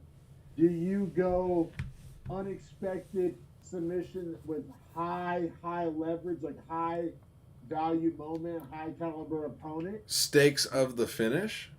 Yeah. Like, how do you, there's a couple of these on here too that I have to kind of discount, even one of my own honorable mentions, because it's like, if you beat a guy within an inch of his life and then submit him, like, is that as held in high regard as like being good jujitsu, or is this like, you know what I mean? There's a lot. I think this might be the most murky category of them all. I agree. I agree. Let's read these nominees though. Yeah. I guess the way I'm going to judge it is entirely subjective. I'll be honest. Yeah, it might be the most subjective category. Seriously, you can go to like, what's the hardest BJJ technique to like implement, or you can go to like, which of these submissions meant the most, Or which like, is the did they most set it up unexpected. with like a chain of jujitsu that makes it like the most technical? Or like, was it the most just fun and exciting as a fan to watch? Right. Like, I mean, there's so many ways. Was it the most violent? Seriously, yeah. Let's look at this. All right, so Yuri Prohaska with the rear naked choke of Glover Teixeira. Obviously, stakes are huge there. Tapping out Glover is obviously unheard of for the most part. But also a basic sub, and you can argue was kind of like It was like they were both at death's door. Like the sub was like, yeah, not high level jiu-jitsu. That's what I had a hard time like juxtaposing that one, because like. And I've seen a lot of sites give that sub of the year. I've seen a lot of sites give that sub of the year, and I don't think it is. Me neither. But like, that's how murky this category is. Like, somebody else's gold is somebody else's fit. Well, because they're valuing the stakes and the level of Teixeira's jiu-jitsu, but like I'm valuing the reality of where they were at in that fight. And like rear naked choke, like guys at bars. And like no hooks in, like. Yeah, like the guy exactly on a corpse. Yeah, exactly. On like a bob. Like he's choking out a bob. Like congrats. Yeah, it was a cardio. No offense to Glover. So, Andrade Lemos, the standing triangle. Yeah. That's pretty amazing. Like, just visually, wow. Like, yeah. You don't see that often. And pretty high leverage moment. I mean, like we mentioned, Lemos is a contender. Andrade is a contender. Like, that, I mean, was huge moment for, like, multiple divisions, because Andrade is kind of like a drifter in between divisions. But, I mean, that was a huge one. No doubt, man. Blanchfield McCann, probably the most violent one we have here. The crucifix into the Kimura where she's about to rip her arm off of her body. That was probably the like chew your fingernails moment out of all of these. Like, yeah, we were like tap. The one where you're like screaming for someone to tap. Literally, all of America was. No doubt. Zhang Weili versus Carlos Esparza. Huge. Now, granted, technically clean, yes, and Carlos Esparza is obviously a high-level opponent, and obviously the stakes were high. Just didn't stand out to me. Agreed with everything you just said. You have Makhachev versus Oliveira. I mean, the level of opponent is obviously unbelievable. Now, how he gets a sub does drop him with a punch, so he does have him dazed, but the transitioning on the ground is insanely clean. Well set up, and the strength of Makhachev. Charles Oliveira tapped quick. Yes, that one had my jaw on the floor. Right. Oliveira also, submitting Gaethje, though, however. Yes. I think that one's pretty clean. After getting ass beat. Mm-hmm. Agreed. Like, from where he comes from there to get the sub is unbelievable. What else do we have here? We have, Shavkat submitting Magny at the very end of the round. Very end of the round, which proves how tight the squeeze was. And Magny's a good grappler. Shavkat really showed his level there. It was kind of a coming to age moment. Like, that's what got him into the top 10, made him pretty much went from prospect to contender. And kept one finish. And kept his undefeated record full of only finishes by win, no only decisions. Finishes. Yeah, it's nuts. And then see. Out of all the categories where I like Schnell Mudarji, and this proves how subjective, I actually like Schnell Mudarji for sub of the year more than I like it for round of the year, more than I like it for fight of the year. I actually came closest to giving it sub of the year. And that proves how weird and subjective and gray and this whole conversation is sub of the year. The opposite side triangle was pretty amazing, especially considering the fucking destroying Matt Schnell took in that round. Everything about it. That submission may have checked the most boxes out of all of these. Now, I give my gold medal to Makhachev over Oliveira. obviously the stakes. It was for a belt, or yeah, no, it was for the belt, right? That's Yeah, that's the one I have too, man. That's crazy. We both went gold on that. Because I and thought I the mean, technicality of it was insanely good too. The squeeze was Oliveira is the unreal. best grappler on this whole list. Like if there was a jiu-jitsu tournament open weight, Oliveira probably wins. I mean, I, maybe Teixeira, but I mean, yeah, I mean, no, I like Oliveira. Oliveira and pound for pound grappling though. That's what I'm saying. And then for Makachev to just sub him easy, and you're right, there was some damage from a punch, but to sub Oliveira like quick, fast, easy, like my jaw was on the floor. I mean, I put my money where my mouth is. I put my money on Oliveira. Like I I said, actually had for Oliveira's submission over Gaethje as silver. yeah, I couldn't even decide on a silver. I don't hate Oliveira over Gagey. Once again, that was a title defense. And Mudarji Snell is right there with that for me too. And then I like Glover. I like Glover Yuri there too because I know it's sloppy, but like where they're at is insane. See, I honestly like Zhang Esparza and Andrade Lemos over the Yuri one because like the Yuri one just wasn't a good sub. Like that's not sub of the year. It was, I mean, it was fight of the year. I literally gave it fight of the year. I almost gave it as win of the year. It's a lot of things, but I don't think it's sub of the year. Comeback of the year, sure. Like seriously, like I just, I don't give it for sub of the year. It was so rudimentary. It was so kind of crude. Um, yeah, and then Shavkat over Magny's towards the bottom for me, but I still wanted to bring it up. It's like Shavkat's one of these guys that it's like I couldn't believe I wasn't giving him any awards. I had to give him some honorable mentions. Like I just, I mean, I feel it. I feel it. And I like Shavkat's sub. It It has just to be a part of the conversation, and I've like made him a part of the conversation. fair, very fair, very fair. I mean, I like our list there, man, and I think what you said about it being subjective is super important. Super important. Yeah, and to prove how subjective, like I saw plenty of other shows that didn't have any of ours listed and had shit that we didn't list listed in there. So I mean, sub of the year, like I said, I'll probably die on the hill, most subjective category of all. No, no doubt, no doubt. So with that, we're gonna push. That's 10 categories down for anyone counting. We're gonna go to our homemade category, Chin of the Year. Chin of the year, yes.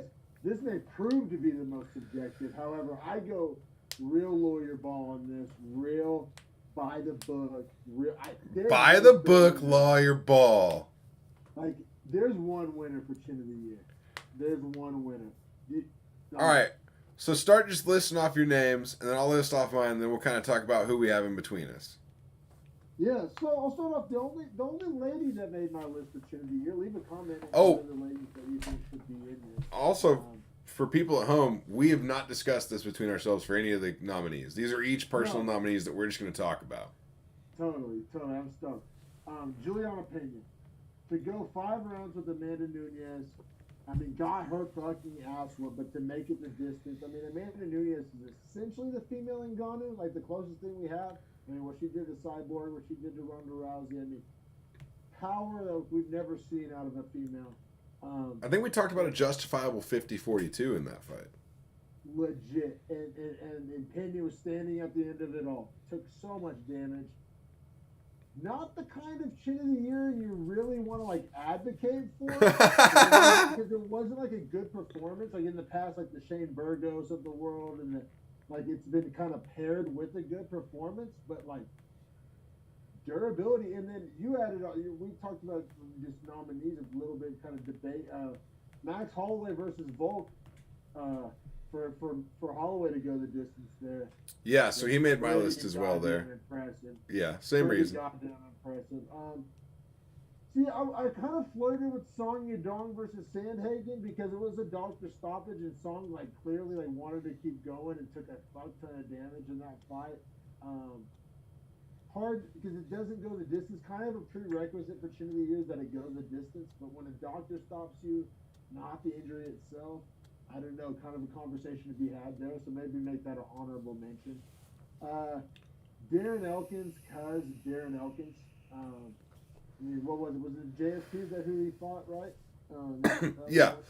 That was one of them. I think there was one more, and in both of those, he showed a lot of chin. I mean, I think he's a perpetual chin nominee. You could throw him in here every year. Right. Every year. It's Just like one of his he's literal already traits. all-star. Like Clay Guida, I think, could make this list every year. Now, Schnell and Medarji could both make my list for what it's worth. So Probably more I have Schnell on because mine. he ends up winning. Getting finished by Nicolau hurts him. It does hurt him. That's why, not supposed to count that. He didn't give it to him. Also, Rafa Garcia spilling 20% of his body's 20% blood. of his blood. And he got the win, right? Yeah, got the win. He got the win in the decision. And the cut occurred early in the fight. And he does have a crazy chin either way, too. Yeah, just even outside of that, but that kind of cemented it. And then last but not least, also AKA my winner, through pure math, Drew Dober. He's my winner too. It That's has so. to be. I don't think it's. I think it's the first time ever in our history that we've had the same winner on Chin of the Year. I have some other nominees. He got insanely murked in both fights and then won both fights. Exactly. There's no argument. And I thought there was an argument until I went back and started rewatching shit. And because I low key forgot. So just off the top of my head, no research list, I had Drew Dober as a nominee just based off Bobby Green. And then you remember when I Terrence got your round McKinney. of the year list, when I got your nominees, I was like, oh, that was the same year? And I watched them both, and it's Drew Dober, bro. It's Drew Dober, Chin of the Year. 1,000% out of 1,000. I love that we agree on that. That's fucking awesome. It is, bro. Some other guys I had there, Billy Q, I thought showed crazy chin in his last fight. Almost like Elkins, almost like Right. And then specifically his last fight too, to get that win, the finish in the second round after getting his ass whooped for 7 minutes was nice. Yeah. Shout out Billy Q. I had Andre Fiallo in here too. I know he got finished, but he took one of the worst ass beatings I've seen in a long time. Yes. Yeah. You're right.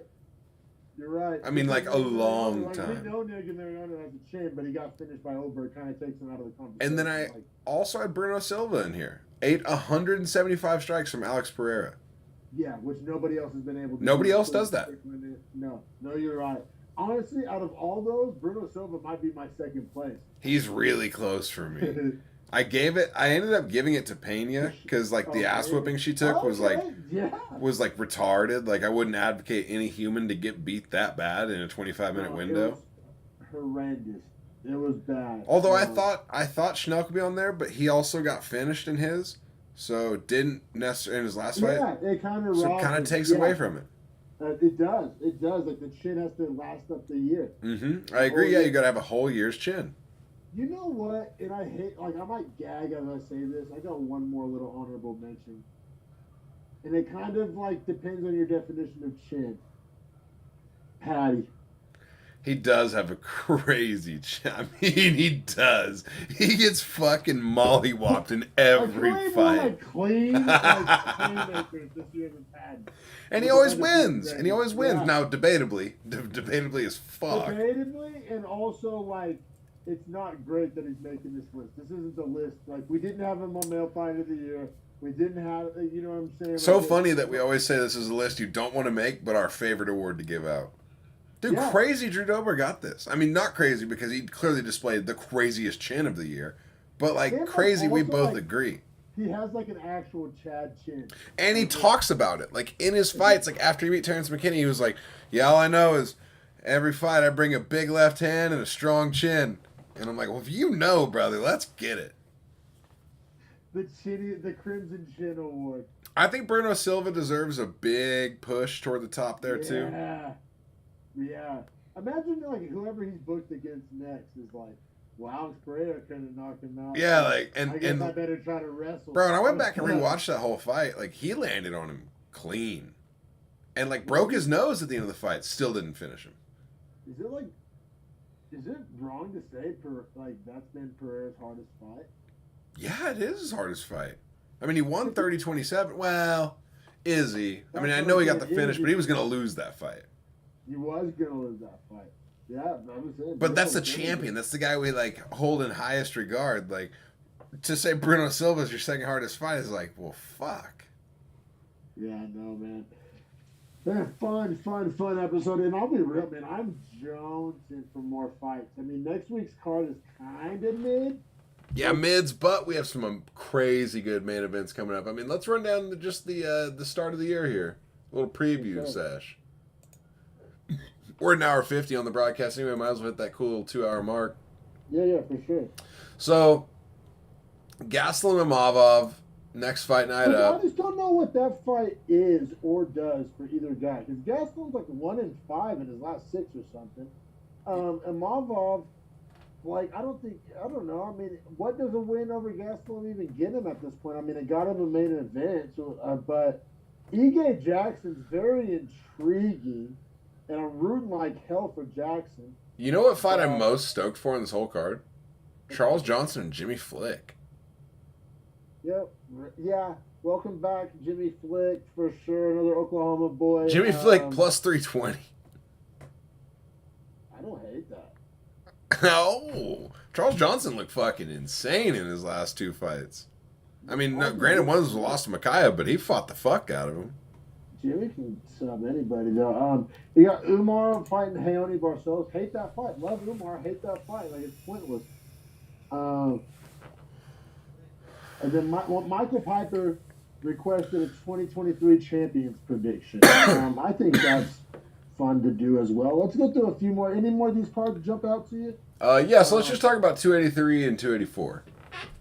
Yeah, I mean, Teixeira versus Hill. I mean, honestly, Hill could definitely win that. I mean, he definitely could. I mean, he's actually favored. Wow, that's crazy that he's favored. Wow, minus 125. I mean, yeah. I would take him. I don't love those odds on him. I love Glover at plus 105. Oh, I don't know. Underdog money or even money on Glover in this fight is not bad. I think it's for a reason. I think Vegas knows what's up. That might be right. Figueiredo Moreno, minus 115, minus 105. That's just going to be forever the same matchup always. Yeah, I'm over that fight. I would love to see Moreno win, and I'd love to see Davison go up to 35. So that's what I hope happens. But as far as betting it or even being that stoked on it, whatever. Even Burns Magny seems like a kind of random whatever fight. I mean, I guess if Magny can pull off that upset, he'll make himself relevant again, but I don't see that happening at all. Murphy versus Andrade, I'm gonna go bet my life savings on Andrade like right now. This is a 15 fight card. Craig Walker. This is a 15 fight card. Craig Walker. What the fuck? Kinda, who cares, right? I mean, does that do anything for you, Craig Walker? Oh, I mean, no. Andrade's going to put Murphy in a grave. Johnny Walker and Paul Craig, I couldn't give a shit about. I don't like either of them as a person, as like people. Shogun in his hopefully retirement fight against Ihor Potaria. That's I got a prelim fight. Hey, Moises Kuna Delage does more for me than most of these other fights. Oh, that's a fantastic fight. Oh, and we get Jonathan Almeida versus Shamil Abdurakhimov. Yeah, that's a great fight too. Great. And also, dude, Gregory All the Juice Rodriguez against Brad Tavares. Yeah, I think I'm gonna hammer Rodriguez. Munir Lazez, Cody Stamen, Nicholas Dalby, Terrence McKinney. Okay, damn, they're doing my dog Terrence salty on the early prelims. But bro, look at the guy who's fighting. Bonfim is plus 105. Like, he's fighting a dog apparently. I'm gonna bet McKinney hard. Seriously, I'm actually going to. Then the rest of this card can fuck off. All right, and then 284, Islam Volk. I mean, that's potential fight of the year. What else has been announced on this? We got Yair Emmett. Oh, huge. Matadolena, Randy Brown. Love that. I hate it. I'm the only one that hates it. I want more for Madalena than Randy Brown. That's fair. I get it. It's a stepping stone, and it might end up being a good fight. That's just not the matchup I wanted. Let's see. Who else we got? Melsik Bogdasarian and Josh Culibao. That'll be a sick fight. Parker Porter. The rest of this card. Parker Porter, Justin Toff is gonna be a fun fight. That'll be a great fight to watch. They're gonna throw hands, and one of them is gonna go to sleep. Minifield Crute kind of sucks. Yeah, fuck that card. This card. They need to fill that out. It was supposed to have Whitaker Costa too, so knowing that makes it that much worse. That's a great point. Well, it can still be signed. Look, main card only has 3 fights. They're trying to sign Whitaker Costa for it. If that gets added, happening. if it gets added, it's big. Happening. If it gets added, it's big. What about Louis Spivak? We got Louis Spivak. Oh yeah, this card looks whack too. Tatsuro Taira. I like watching him fight. This card is lame. Yeah, it's tough so far. It's very tough. Very tough. Shout out Michael Piper. Appreciate you commenting, bro. Let's give a champion's prediction. Let's do it. Let's start with men's flyweight and work our way down. You know what, man? For the sake of parity, I'm going either Pantoja or Nicolau by the end of the year. I'm gonna go Nicolau. Yeah, seriously. Bantamweight. You know what? I'm going left field. I'm going Cejudo. Yeah, I want to say that too so bad. It's gonna be Cejudo. Just the way it lines up.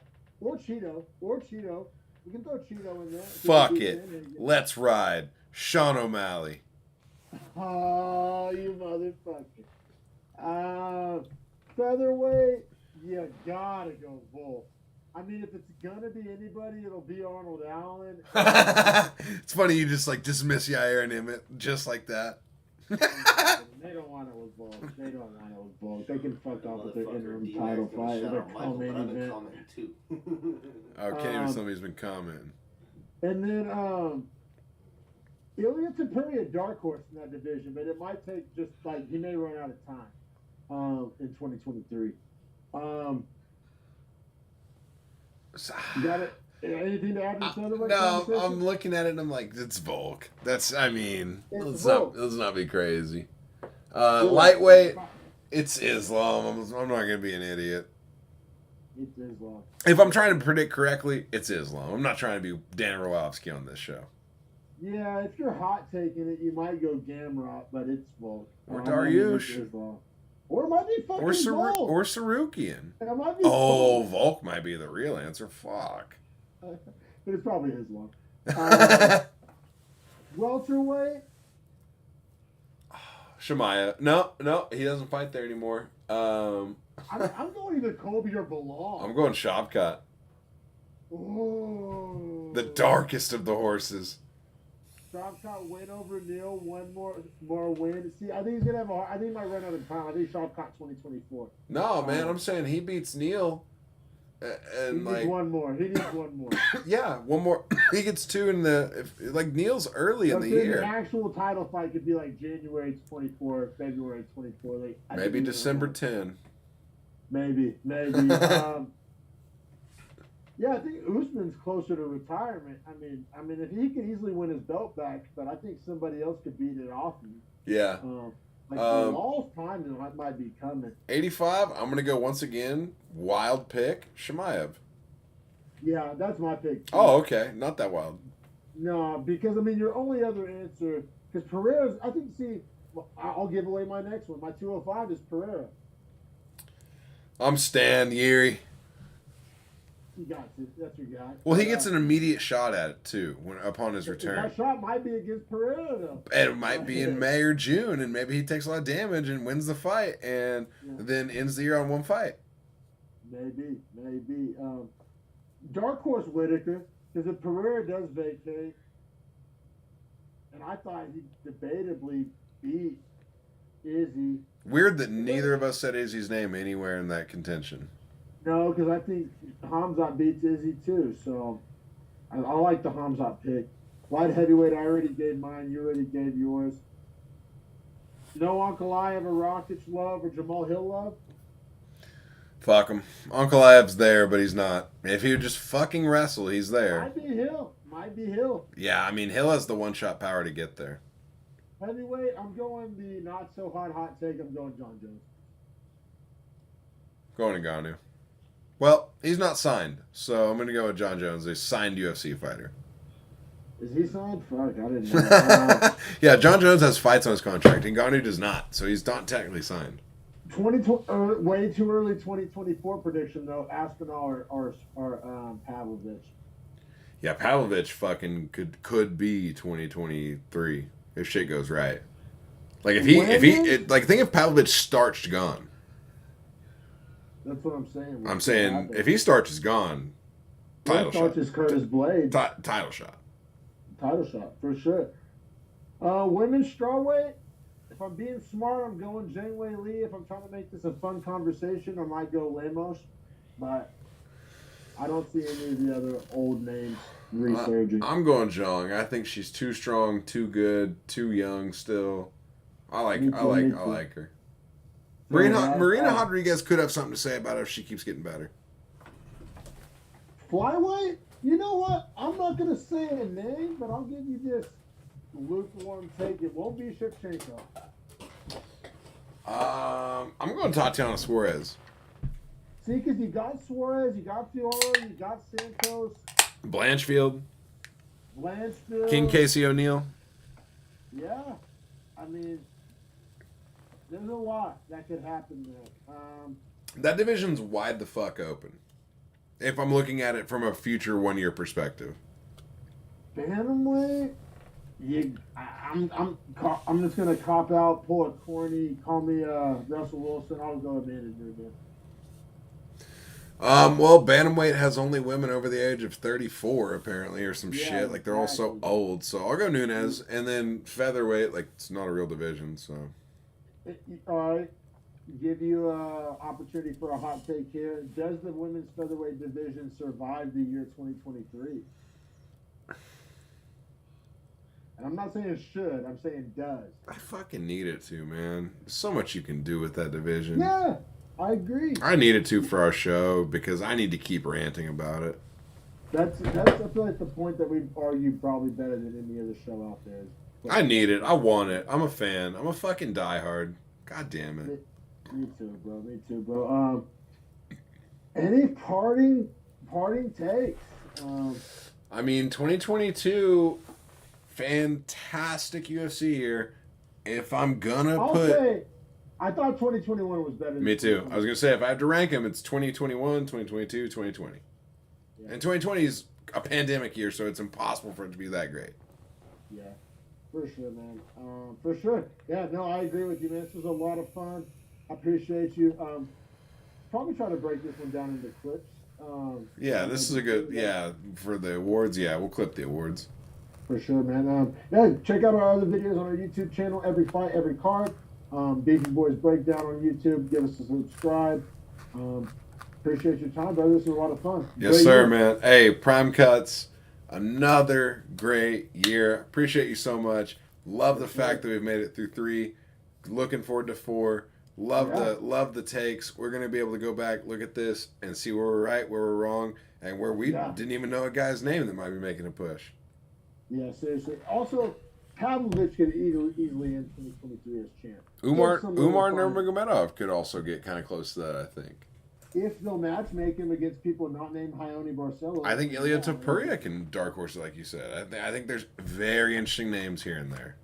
Yeah, for sure, man. Fun year. Can't wait. Can't wait for real fights next week. Let's go. Yeah, back to it. Back to the grindstone. First fights of the year next week. Catch us live, boys. Yes, sir. Hey, real quick, before we get off the air, prediction for main event next week. Gaslam or Hamava? I'll go Mavov. Gaslam's just so short. Me too. All right, cool. Hey, you mean Fat Henry Cejudo? We'll